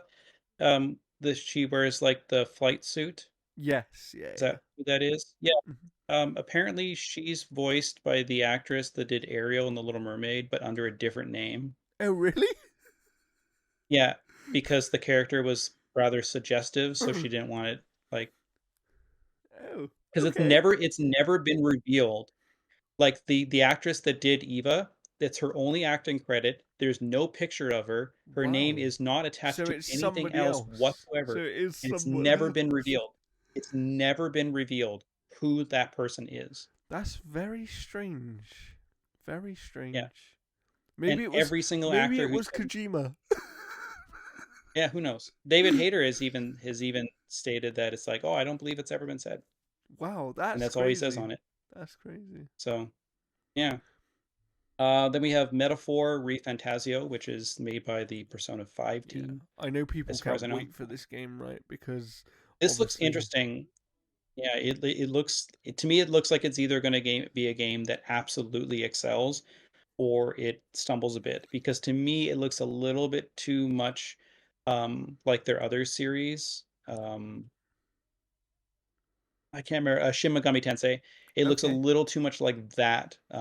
So I don't know. We'll see how it goes. Interesting. It could be Interesting. decent. Then we have Mugenics, Microsoft Flight Simulator 2024, Moonstone Island. Can I Multiverses is can supposed I to come just back. say how hilarious would it be if Microsoft Flight Sim 2024 got delayed? Yeah, it's going to be coming out in 2025. Yes, yeah, we'll see how that one goes. I don't, but yeah, Multiverses is supposed to come back What in I some will say fashion. on Flight Sim 2024 is that I'm glad that they are making it more of a video game as opposed to just a simulator, in the sense of there's actually jobs to do, there's activities to undertake, because I do think that will get people who wouldn't traditionally play it more Yeah. interested. Um, so I think that's a big improvement for that series for sure. Yeah, so again, Multiverses is supposed to be coming back. We'll see how that does because like that game released, people spend money and then Yeah, they're like, "Oh, hey, thank you very much for the early access period." I'm like, that was not early access. You literally said the game was out. yeah, So that'll be interesting to kind of see what how that comes back. yeah. We have Neva, Nine Souls, No Rest for the Wicked, which is that The Moon the Studios game that's being studio published game. by Private Division, who is Take Two, basically. Yeah. Um, all right, we got On Your Tail, Paper Mario: The Thousand Year Door, which is a favorite game from a lot of people. We got Paper Trail. We got Penny's Big Breakaway, which is made by the Sonic Mania team. It's their like first like 3D style game. We got Pepper Grinder. Planet of Lana is coming to PC and Switch.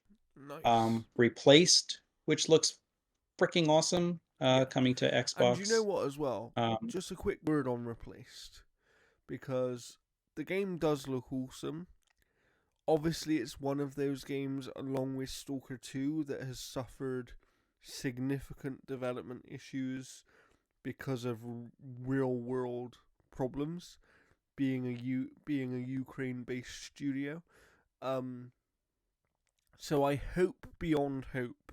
Like this game and Stalker 2, I've never had my fingers crossed more for video games to do well, even if they end up not being for me, because man, these teams deserve it. And yeah, and Replace Stalker just had looks people on the so front cool. lines. Yeah, they Like they literally had, did. Yeah. yeah. So I mean, that's Stalker, absolutely interestingly, insane. although it doesn't have a date, as we're on the subject, Stalker 2 did update their thing recently, and they reiterated that the game is meant to release in Q1 of this year.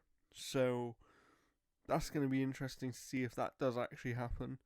And that's obviously Oh, Game for Pass sure. Day 1 as well, same as Replaced. Yeah, I'm super excited for that one because the Metro games are like kind of spiritual successors to the Stalker games, and like Metro 2033 um, is like one of my all-time absolute favorite games Yeah. like ever. Yeah. Like that studio, like that honestly, like I want to see a either like Matt McMuscle's What Happened or a no clip documentary on Metro 2033 because like the stuff that that studio had to do to go through to make that game is just phenomenal that I would just love to see all that fleshed out. Yeah, absolutely.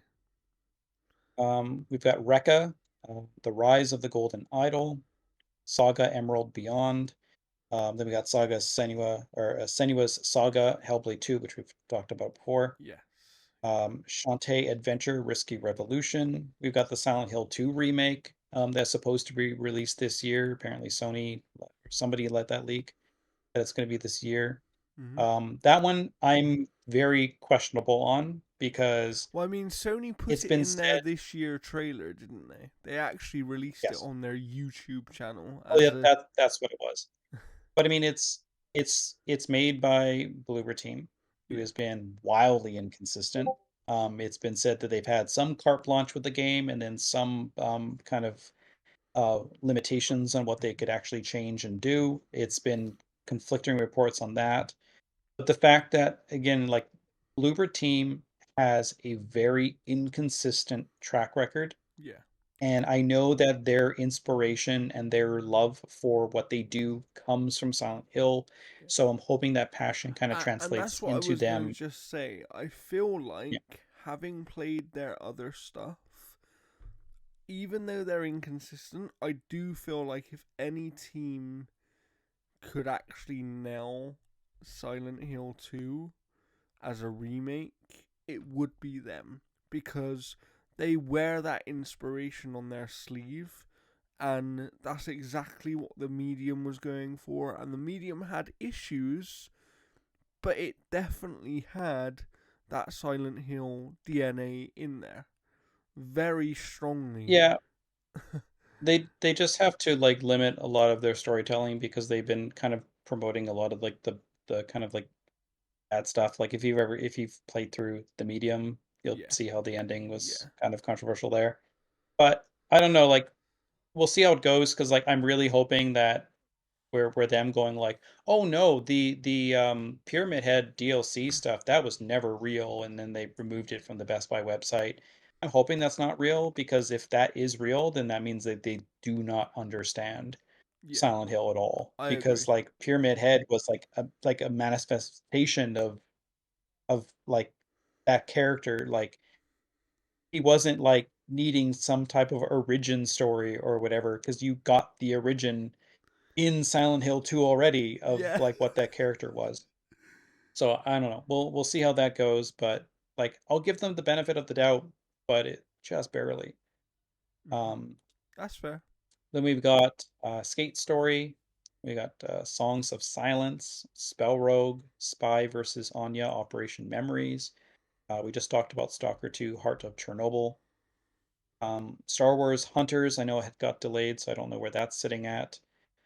Star Wars Outlaws is supposedly late 2024, but then Ubisoft themselves said it's not late 2024, so that only makes it early or mid 2024, Yeah. unless it is just going to be a 2025 game. But I know Jeff Grubb, I think he said that he has heard that it's not a 2025 game. So what I would say, and I don't know, but I wouldn't be surprised if Ubisoft themselves is probably aiming for around May with release, and then it will probably get pushed back to later in the year. That's what I could Like see happening. Ubisoft to me seems like the type of company that are like, hey, what if we released it on May the 4th? Yeah, yeah. Huh? Star Wars? I Like, I mean, could see them doing that. imagine if they did pull that off though. Like, how cool would that be? Yeah, it could be a May the like yeah, like they could do a Star Wars celebration type of thing, and they're like, oh hey, yeah, by the way, it's out today.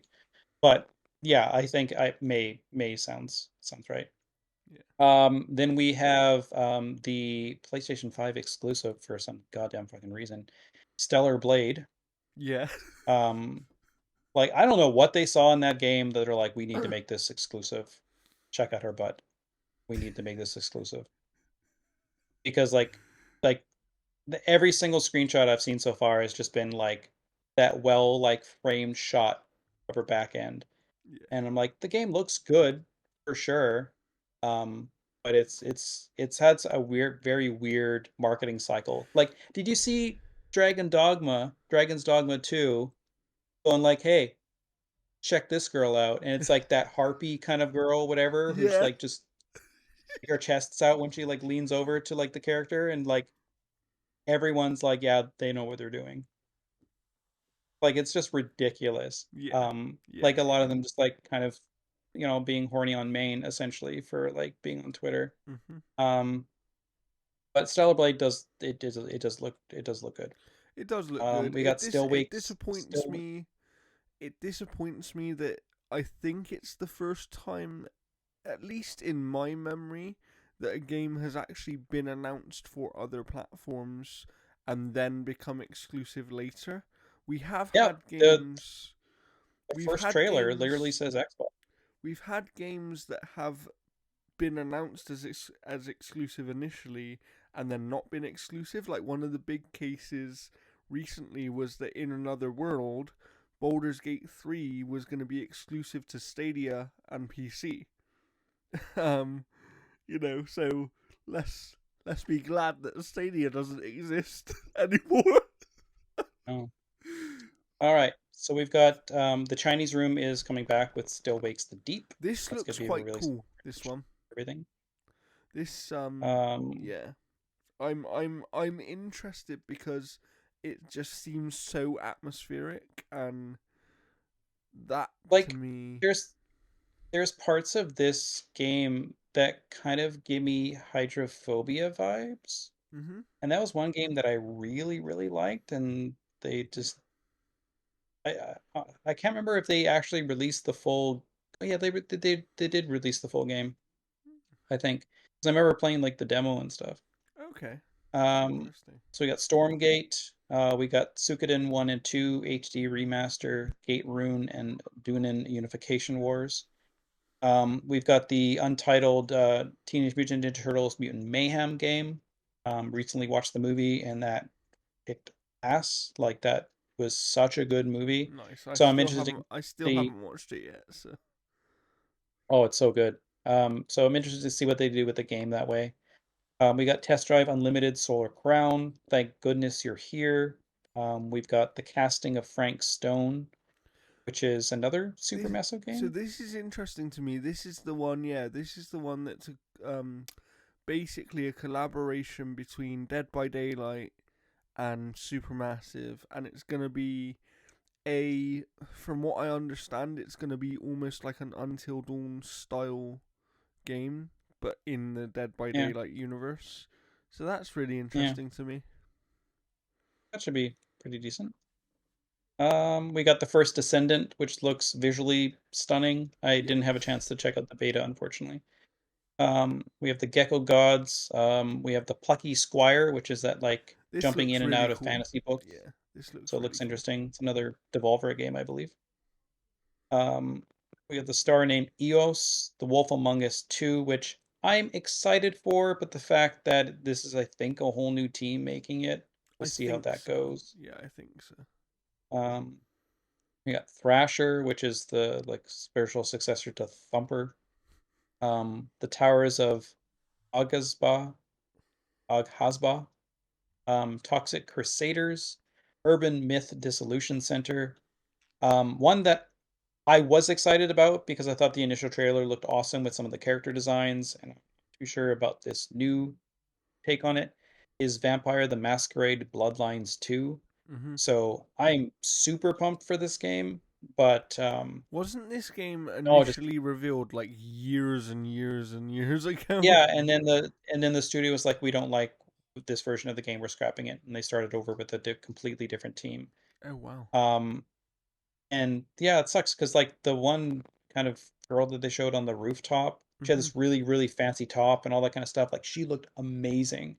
And yeah, like this new take on it based on what they've kind of shown so far, I'm not sold yet. So we'll see how that goes. We have Visions of Mana.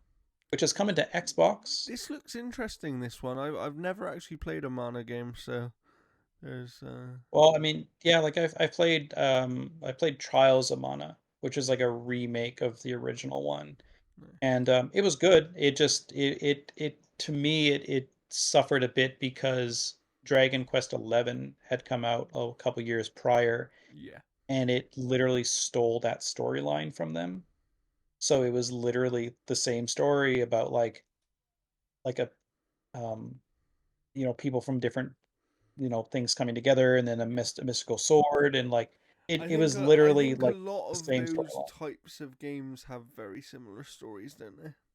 Yeah. So, Yeah, this one was just so similar. It was ridiculous.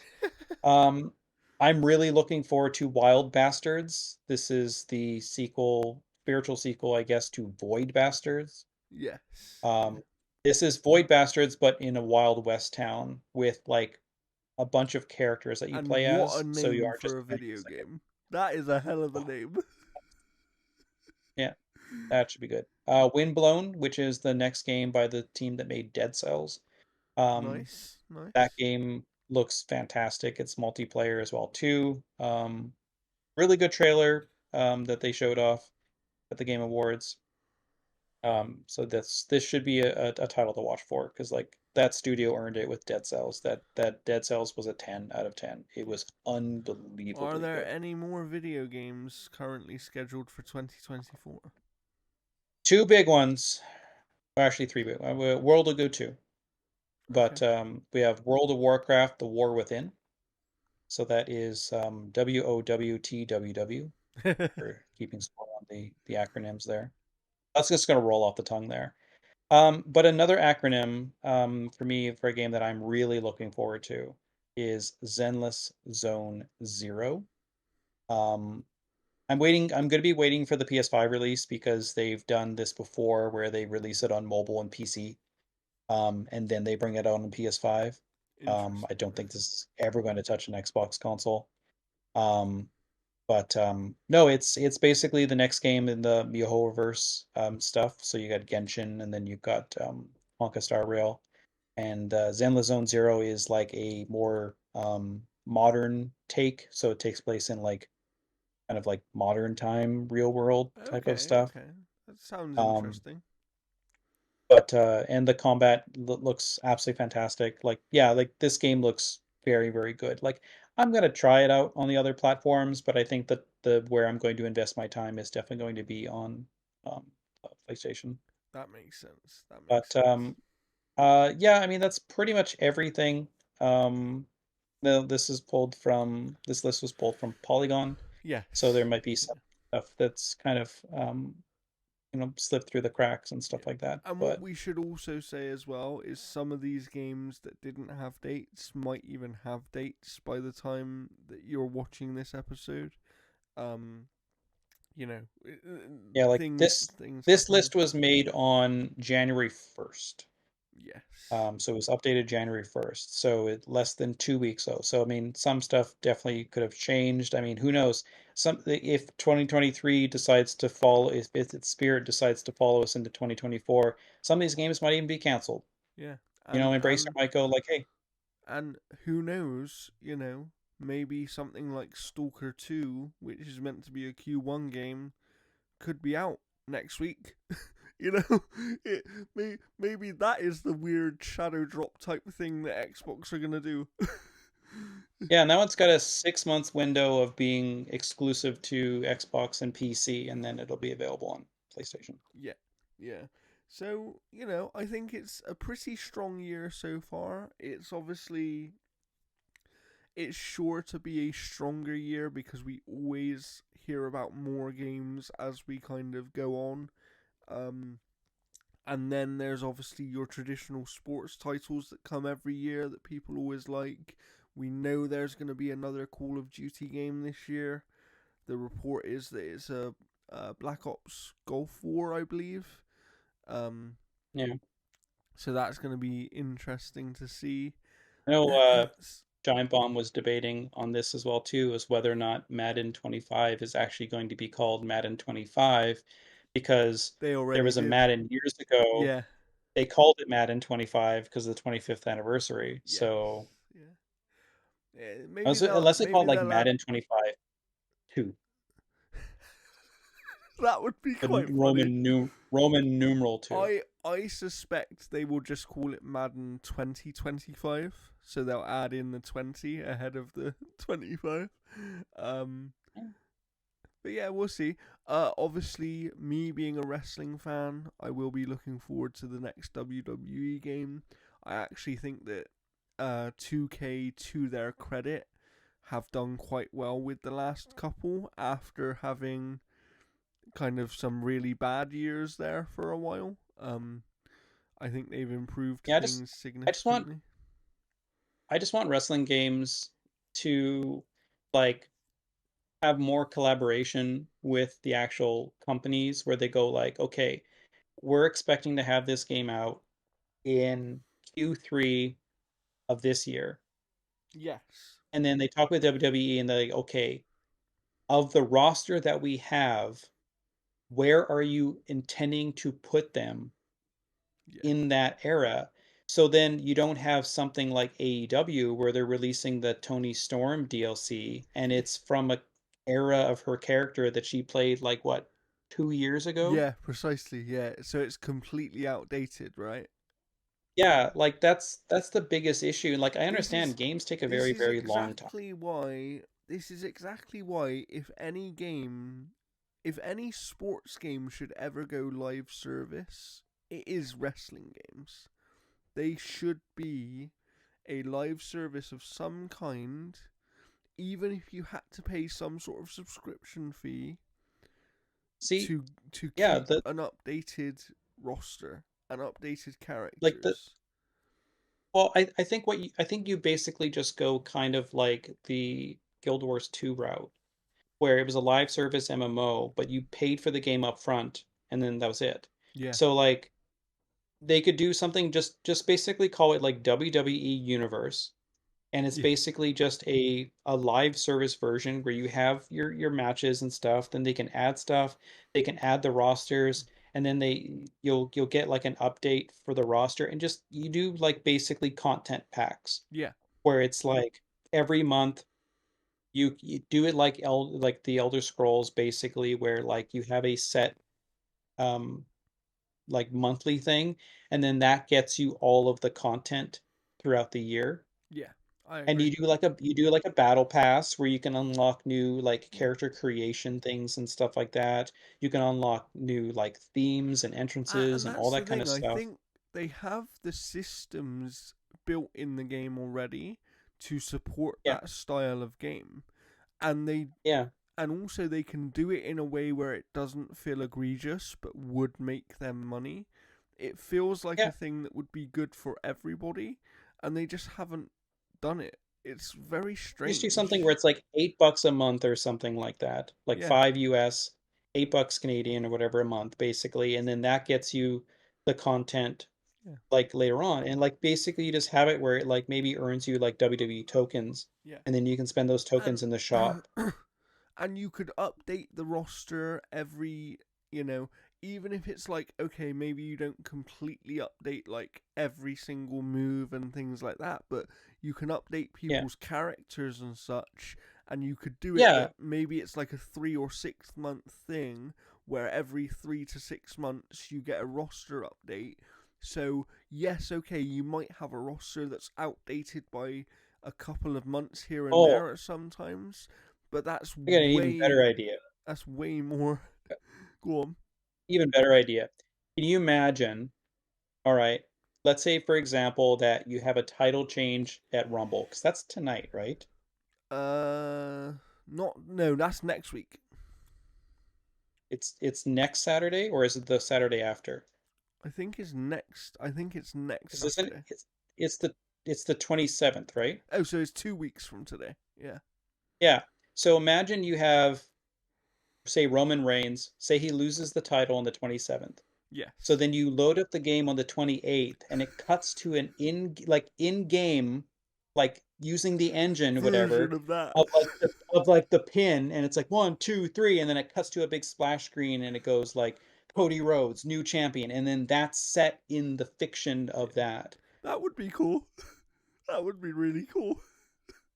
So that would be kind of neat because it would keep everything up to date Yeah. basically. And And that's all the you thing, basically I do is don't. you do the exact same thing that they've done through like Yeah. playoff games Hmm. where like, you know, you have the merchandise Yeah. for a Stanley Cup champion in pile B, Yeah. and then you have what could happen in pile A, Yeah. right? And so then all of a sudden they have it ready to go just in case, Yes. Yeah. and then they just toss the rest in the incinerator. And that's why I don't get with these WWE games especially.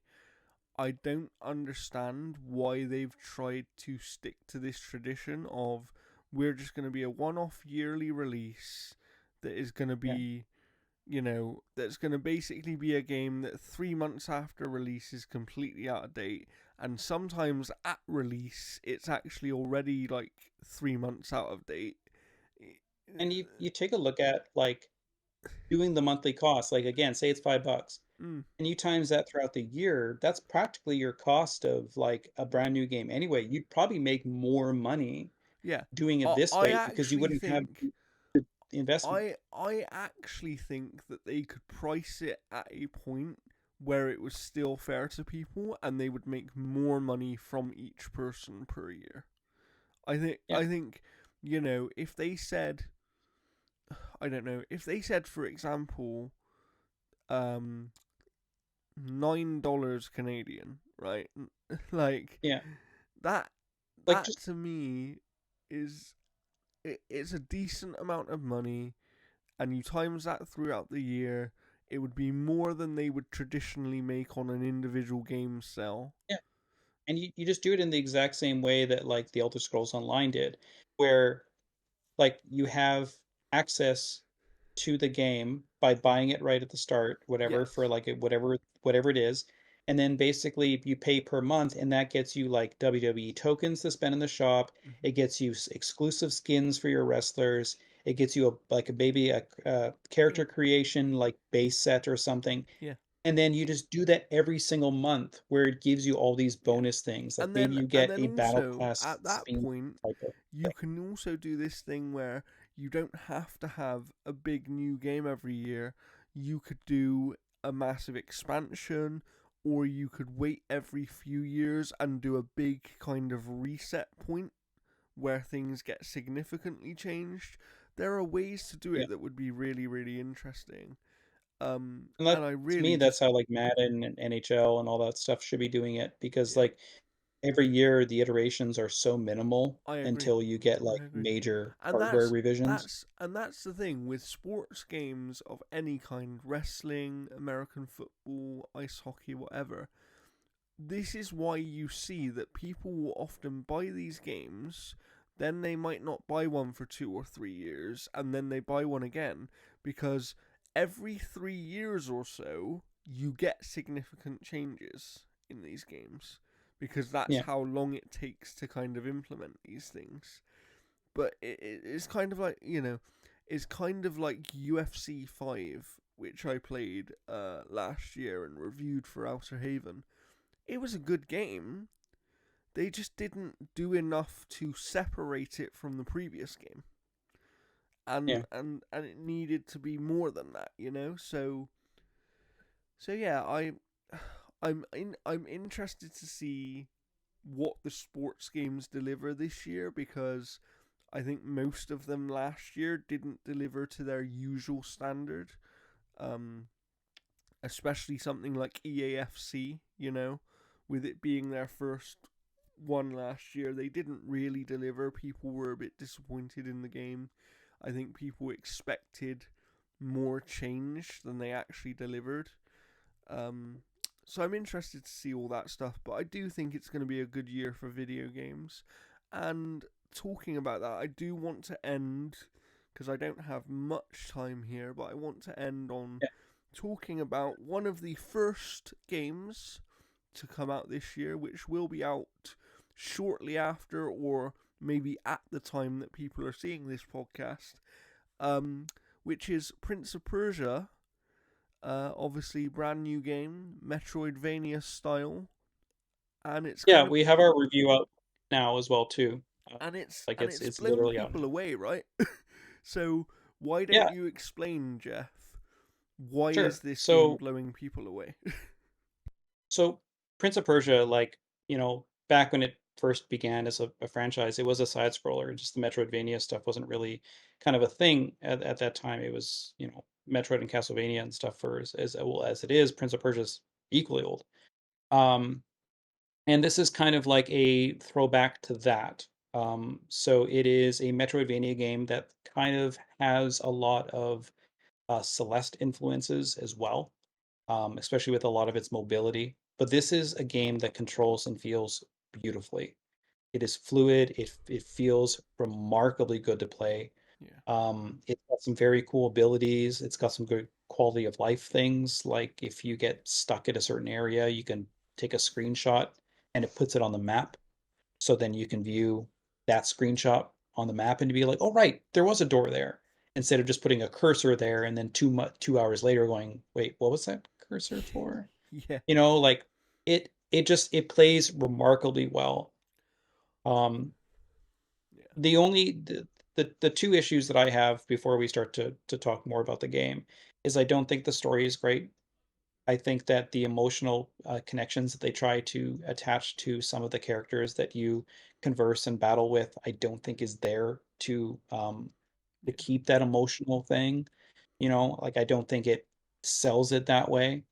Um, and the visuals of the game look great from afar, but not up close. You take a look at something like Metroid Prime or Metroid Dread, and I that game agree. looks great up close and far away. Yeah, And that is not the case with The Lost Crown. It I'd looks agree. really I'd poor agree. up close. Um, I do want to Um, say before we kind of move on to more detail on the game, because I've played a little bit of it as well. First of all, yeah, thank you to Ubisoft for providing us the codes to yeah. play the Thank you game. guys so much. Ubisoft Um, has been massively supportive of the site. So they have. I'm very impressed. I haven't played much of the game yet. I'm only a few hours in, but I do very much enjoy it. I've just been playing other things as well, so haven't yeah, had as much time as I would like. But I do want to shout out one particular thing, which is the game doesn't have as many accessibility options as I might have expected from a Ubisoft game. However, it does have one thing that I wish more games did accessibility wise, because it helped me significantly, just because it gives me a bit more control over my own experience. And that is essentially my disability can affect, in some cases, depending on what I need to do on a controller, it can affect my reaction time. Um, and in this game, you have the ability to basically change the reaction time required to dodge or parry in combat, yeah. and that made a significant difference to my ability to play this game. If it wasn't There's for that, also I would struggle. So and there's also the ability to skip a lot of the platforming sections. They'll put it like a little portal at the beginning of it, and you can try it and be like, "Oh no, this is too tough," or you can just go into the portal and it'll zip you up. The only thing that I do not like about the zipping up, because I did try it a few times, okay. is it doesn't fill out the map parts of Oh, where the puzzle goes. interesting. So I would zip up or whatever, and then I would have to like reverse engineer where I went because I'm the type of person that if there's a small little smidgen of the map that still has that fog of war, I will kill myself a billion times over to flesh that out. I wish there was an amulet that allowed the map to fill out farther away from where you were. Um, but basically, like Prince of Persia: The Lost Crown is a game that is completely isolated to its own storyline. It's not connected to any of the other ones. You basically play as Sargon, who's a member of a team called the Immortals. And I know that's not the most original thing. We just literally had a game last year that had a team called the Immortals. Yeah. And basically, the Prince of Persia is kidnapped. There is a prophecy to follow that may tie in a bit more on Sargon and all that kind of stuff as well too, because like I'm still missing a few pieces of the prophecy. But you basically go to this place called Mount Quaff, and you basically try and find out where the prince has been taken. He's been kidnapped by your You get former locked mentor. inside the There's place. there's a lot more going on than this kidnapping, and when you get to a certain point in the game, you will kind of find out where that's going. Sargon then is kind of gifted these abilities that um, allow him to like double jump or dash through the air or cast out a static um, clone of himself that he can well, revert well, back to. the other first thing to say is early on in the game you'll see a lot of sections that you can't get to, and it'll Yeah, be like plants and vines that you think, how do I yeah. So even there'll do be like anything with this? And then you'll get a the like bow yellow. eventually. You'll get access to a bow, and that you have to basically hit these things to activate little plant things that you can climb up on, but they're timed, so even those are like platforming sections essentially. Yeah, you also get like a chakram as well too that you can kind of lash out and it hits switches and stuff like that. There's eventually a power that you get later on that kind of makes the chakram completely useless because the chakram essentially like allows you to like open up gates and stuff like that. And there's a power later on you get that allows you to just pass through the gates. So you don't even need to use the chakram in a lot of ways. I wish the chakram was used in combat more. Like you can use it, but you have to be stationary because you're Yeah. holding down the button. One thing I really But like about the design in this game as well, and you do see it in other Metroidvanias, but not all of them. Um, you can unlock shortcuts, so there's different ways to kind of get back to certain areas more quickly and that kind of thing. I mean, that's kind of the standard Metroidvania thing.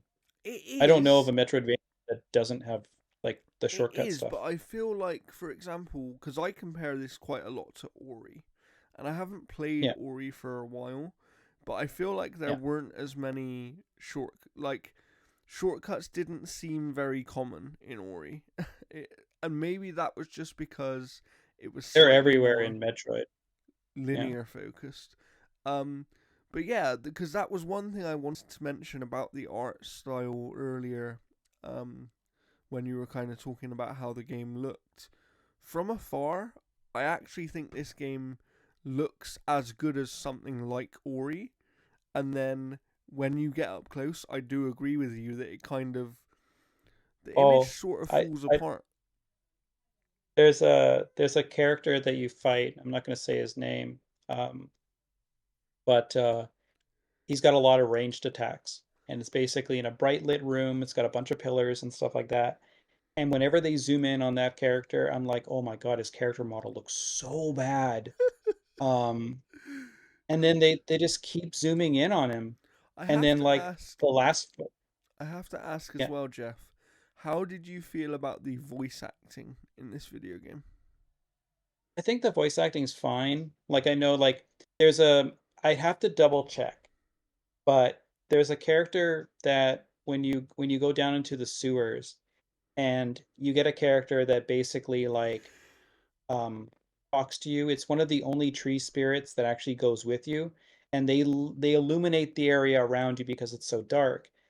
I think it's that character that's actually voiced by a like text to speech thing because they literally Oh forgot yes, I. to cast the character.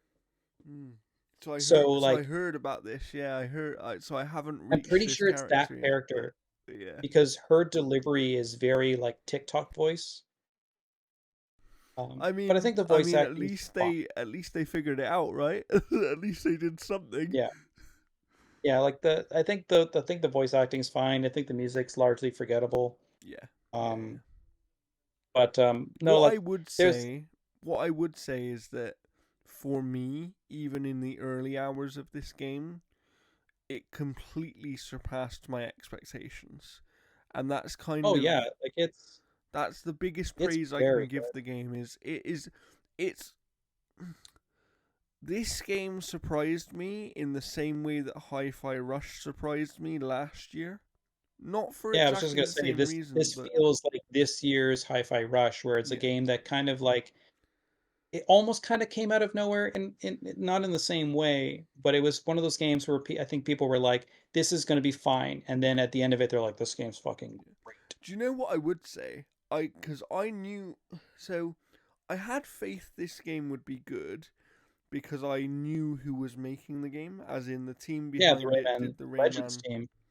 I Yeah, think that they did something wrong in the marketing in the sense that not enough people realized that the Rayman Legends team was making this game, and most yeah. people who did were much more hyped on it. I remember speaking to um I remember speaking to Luke, who was on our Alan Wake Sportercast, and he had no interest in the game when he initially saw it. And I said to him, "You do realize it's being made by the Rayman Legends team?" And then he went from no interest to, "Why did they not say that? I'm now interested." And to me, that kind of tells you that, And they put out a demo too, which is yeah. very good because a lot of people have been really liking the demo. I think the other thing to say is they let reviews come out significantly before the game is releasing. And whenever a studio does that and a developer does that, you know they are confident in what they've made. Yeah, there's times where I've got like an Ubisoft code like 3 days before launch or something like that. But yeah, like we've had I've had it for a while. Yeah. But yeah, like it's great. Like it's one of the best feeling games to play. Like I gave it an 8.5, mainly because again, I think the story is not there. I think the emotional connections that you are supposed to have with some of these characters because of how the story kind of motivates it suffer. And then You're I think the playing the visuals game for kind the of like gameplay here. That's what you're playing it yeah, for. like to me, that's what I say. Like in the review is like that stuff aside, this game is unbelievably good to move around in. Yeah. The jump feels right, the dash feels right, all the And powers it's feel also unique and not, at impressive. least in my experience early on as well, that in some of these games the movement can be quite punishing. It doesn't feel overly punishing here. As in, the platforming sections are challenging, but they never feel unattainable. Do you know what I mean? They never Yeah. feel like, how the hell am I meant to do this? And I remember you got stuck on one section, Jeff, where you had to, the time trial Yeah, part. it's mainly just because I didn't know how the like the you get an ability that allows you to again like place a static clone of yourself somewhere. And I didn't realize that I could use that in between how this puzzle works because like you get essentially like 3 tries to do it, but each try allows you to manipulate time in a different way, where the first time will allow you to jump on a lever and hold it down. So then when you go on your second try, you'll see the ghost of your first try hold that thing down so then you can move into the next area because the door's opened. But it doesn't convey that you can kind of use that power in a way where if you have 8 seconds to get to a switch, you can literally put the clone as close to that switch as possible so then you can hold it down and get through it. And that's where I was like stuck because like my mind was still thinking I have to do this the traditional way Yeah. and it doesn't allow me to kind of like But play how around with but how those clever is techniques that that way. design, right? Because it makes you Yeah, think it's a they traditional. they did some amazing jobs and like Mm, I agree with Jeff Grubb is like when you get that double jump, yeah. and you get it about like, a fair ways into the game, you just get this sense of like Yeah. I'm waiting I so can go much for that everywhere. double jump. I can go everywhere now. And like they have this ability called the dimensional claw, which allows you to kind of like suck in an enemy and then throw him at like breakable walls. Mhm. But you can also throw out that enemy to other enemies and they will fight on your behalf. Wow, okay. So there's some really, really neat systems in here. Like honestly, I think it's one of the best Metroidvania games ever made. Yeah, I've heard a And lot of people saying this. if they do a sequel, I just want the exact same gameplay, but I want a better story. I want more emotional stakes in Mhm. why I should care about that story, and I want the visuals to be a lot better. Because this to me feels like I'm gonna sneeze here. Um, this game feels like it was made for the Switch first and then ported to everything else. Yeah, yeah, yeah. I can And, like, understand that. I think visually What I will say though aesthetically, the game looks is amazing, though. whatever choices they made, this game runs very very well on all platforms. Digital Foundry have a great video about it. Um, Honestly, it's like, you know, 4K 120 FPS on Xbox Series X. It's the Yeah, I guess game. the 120 FPS version doesn't run as good on Sony, and, like, a lot of console fanboys are like Yeah, and that's the double-edged sword with and Digital Foundry is that, to me, I think they they sparked the console wars more so than anyone, yeah. but not intentionally. Yeah, I don't think they ever try to. Like they're just doing a Yeah. technical discussion about a video game, and Yeah. realistically, who care? Like, okay, at a certain frame rate level, 5 frames less per second can make a significant difference. But when we're talking about 120 FPS compared to 110 FPS, most players aren't even going to feel that, let alone be able No. to perceive it. So, it's. I don't think Yeah. it's that big of a It's deal. Um, no. but yeah, I'm very very impressed by the game so And far.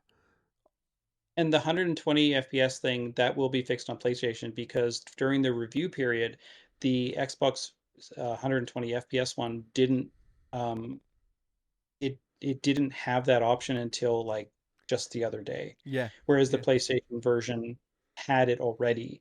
So the Xbox One was just being tinkered with a little bit more, so it had more time yeah, to work yeah. on it.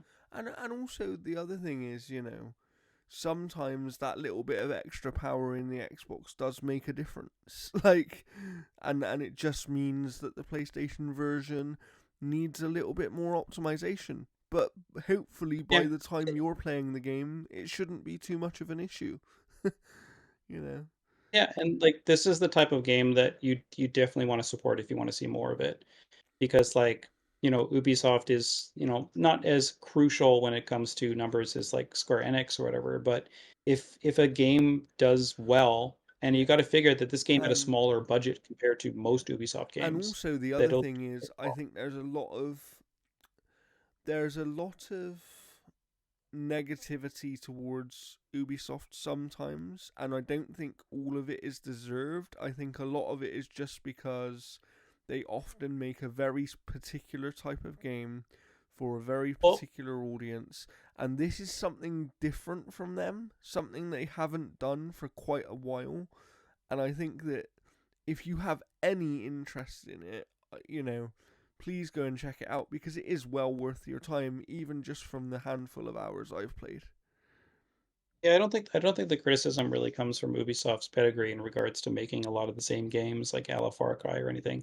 I think a lot of the criticism still comes from the poor management choices and management behaviors over the past couple of years, especially with all of the accusations and all that kind of stuff. Like a lot of people have sworn off Ubisoft because they're Yeah.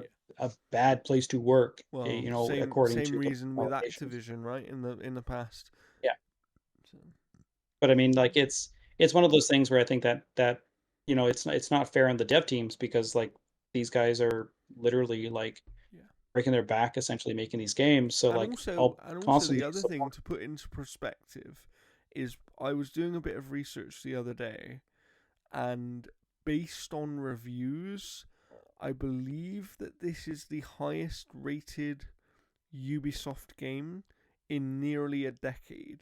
So that kind of tells you how good this game is. Like, Yeah, like it's also one of those things where it tells you that you don't need a massive blockbuster AAA game to get the type of like praise and recognition from its target audience. Like yeah, more small games like this would be fantastic. And I mean, Xbox is doing that as well too with games like Pentiment. yeah, yeah. We're not getting that kind of treatment from Sony yet. No, hopefully we will. Hopefully we will. Um, but that's kind of it for this episode. Obviously, that's been our big preview if there's anything you're looking forward to in 2024, let us know in the comments. My question of the week really would be, though, and we'll answer this in the next episode, is what is something that isn't going to come out this year, but you would like to hear more about this year? Because that, I think, is going to be interesting to see as well. Because some of these developers need to start talking about what they're doing, I think. um, so we'll see that. We'll Especially see that contraband. we'll see that in future episodes. I don't know what we have coming up in terms of topics yet. We're gonna kind of think about that over the next few weeks and figure things out. We're gonna try and be more consistent with episodes, but apparently I'm not Don't allowed say it, to make Jordan. any Don't say it. promises. No. Because apparently either Mother Nature stops me recording or my body just decides to fail. And then I almost thought that I thought that your body was going to give up on you the other day. So we're lucky to have this episode, really. So we I'm hope on you medication enjoyed right it. now, so my headaches. I think it's just like the cold weather just came in like nothing. Yeah, Like it was like -7, and then the next day it was like -30, and it's like yeah. fuck I bet off. that. I bet Like, that's horrible. But oh, it's yes. horrible. I'm not I see it outside. But I hope you've enjoyed that episode. If we forgot anything as well, please let us know. Remember to follow us on social media. Check out the website. As Jeff said, our Prince of Persia review is up on the website, so go and check that one out. I will have a review as well very soon of a game that came out recently, so look out for that one. Yeah, my Lords of the Fallen review I'm kind of tinkering with right now. I just have a little bit left to write on it. Nice. Um, but yeah, that hopefully should be my next one. We've also got another review that I can't talk about. The embargo is still for another couple days. Nice. But I've had that one for a little while, and I'm not too hot on it. So we'll see how Interesting. that goes. Interesting. And also let us know if there's any particular topics you'd like us to talk about. Because, we don't want to just talk about the same thing all the time and be negative and all this kind of stuff. One topic I've been considering, and I'll speak about it with Jeff, is I'd quite like us to do our games of the decade, because we're now a decade away from the start of the PS4 and Xbox One generation. And I think it would be quite interesting to go back and have a look and think about what our games of the year were for each individual year. That could be quite interesting. Um, but we'll talk about that some more and let you know. But like I said, follow us. There's our individual Twitter/X profiles there, or you can follow Gaming Mix Podcast on Twitter, where we tweet out all the episodes. Obviously, the website as well. We actually have a page on the website with all the episodes. Um, and we're gonna get Yeah, some as well more. as all of the other uh, appearances that we make on other podcasts, like Video Yes, Game to the Max as well too. So I would love to yes. have Sean Garner Yeah, we are on going the to show. have. That's what I was just going to say. We're also planning to have a lot more guests on the podcast this year. As I've previously kind of said, guests are sometimes difficult to get just because me and Jeff are both in different time zones. But there is potentially situations where Jeff could record something with somebody and I'm not on, or I could record something with somebody and Jeff isn't on, depending on what we need to do. But we're definitely going to have more guests on. One thing I'd quite like to do, for those of you that have been following me for a while, with Like a Dragon coming up, I previously ranked the Yakuza Like a Dragon games with MBZ from This Nintendo Life podcast. And so we'll probably revisit our ranking on that. We should get NBZ on to do, providing I can get it. And honestly, I'll trade stuff in if I have to get Infinite Wealth. Of doing like an Infinite Wealth spoiler cast. That would be a good one. We I know that people enjoyed the Alan Wake spoiler cast, so if you would like more spoiler casts, please smash that like button on this YouTube video, share it with your friends, and Click the bell. Do it. Ring the bell, Click that bell. and we will see you next time, which we hope will be next week. But I'm not allowed to make promises anymore. So I will see you soon, and for now, it is a goodbye from me. You guys.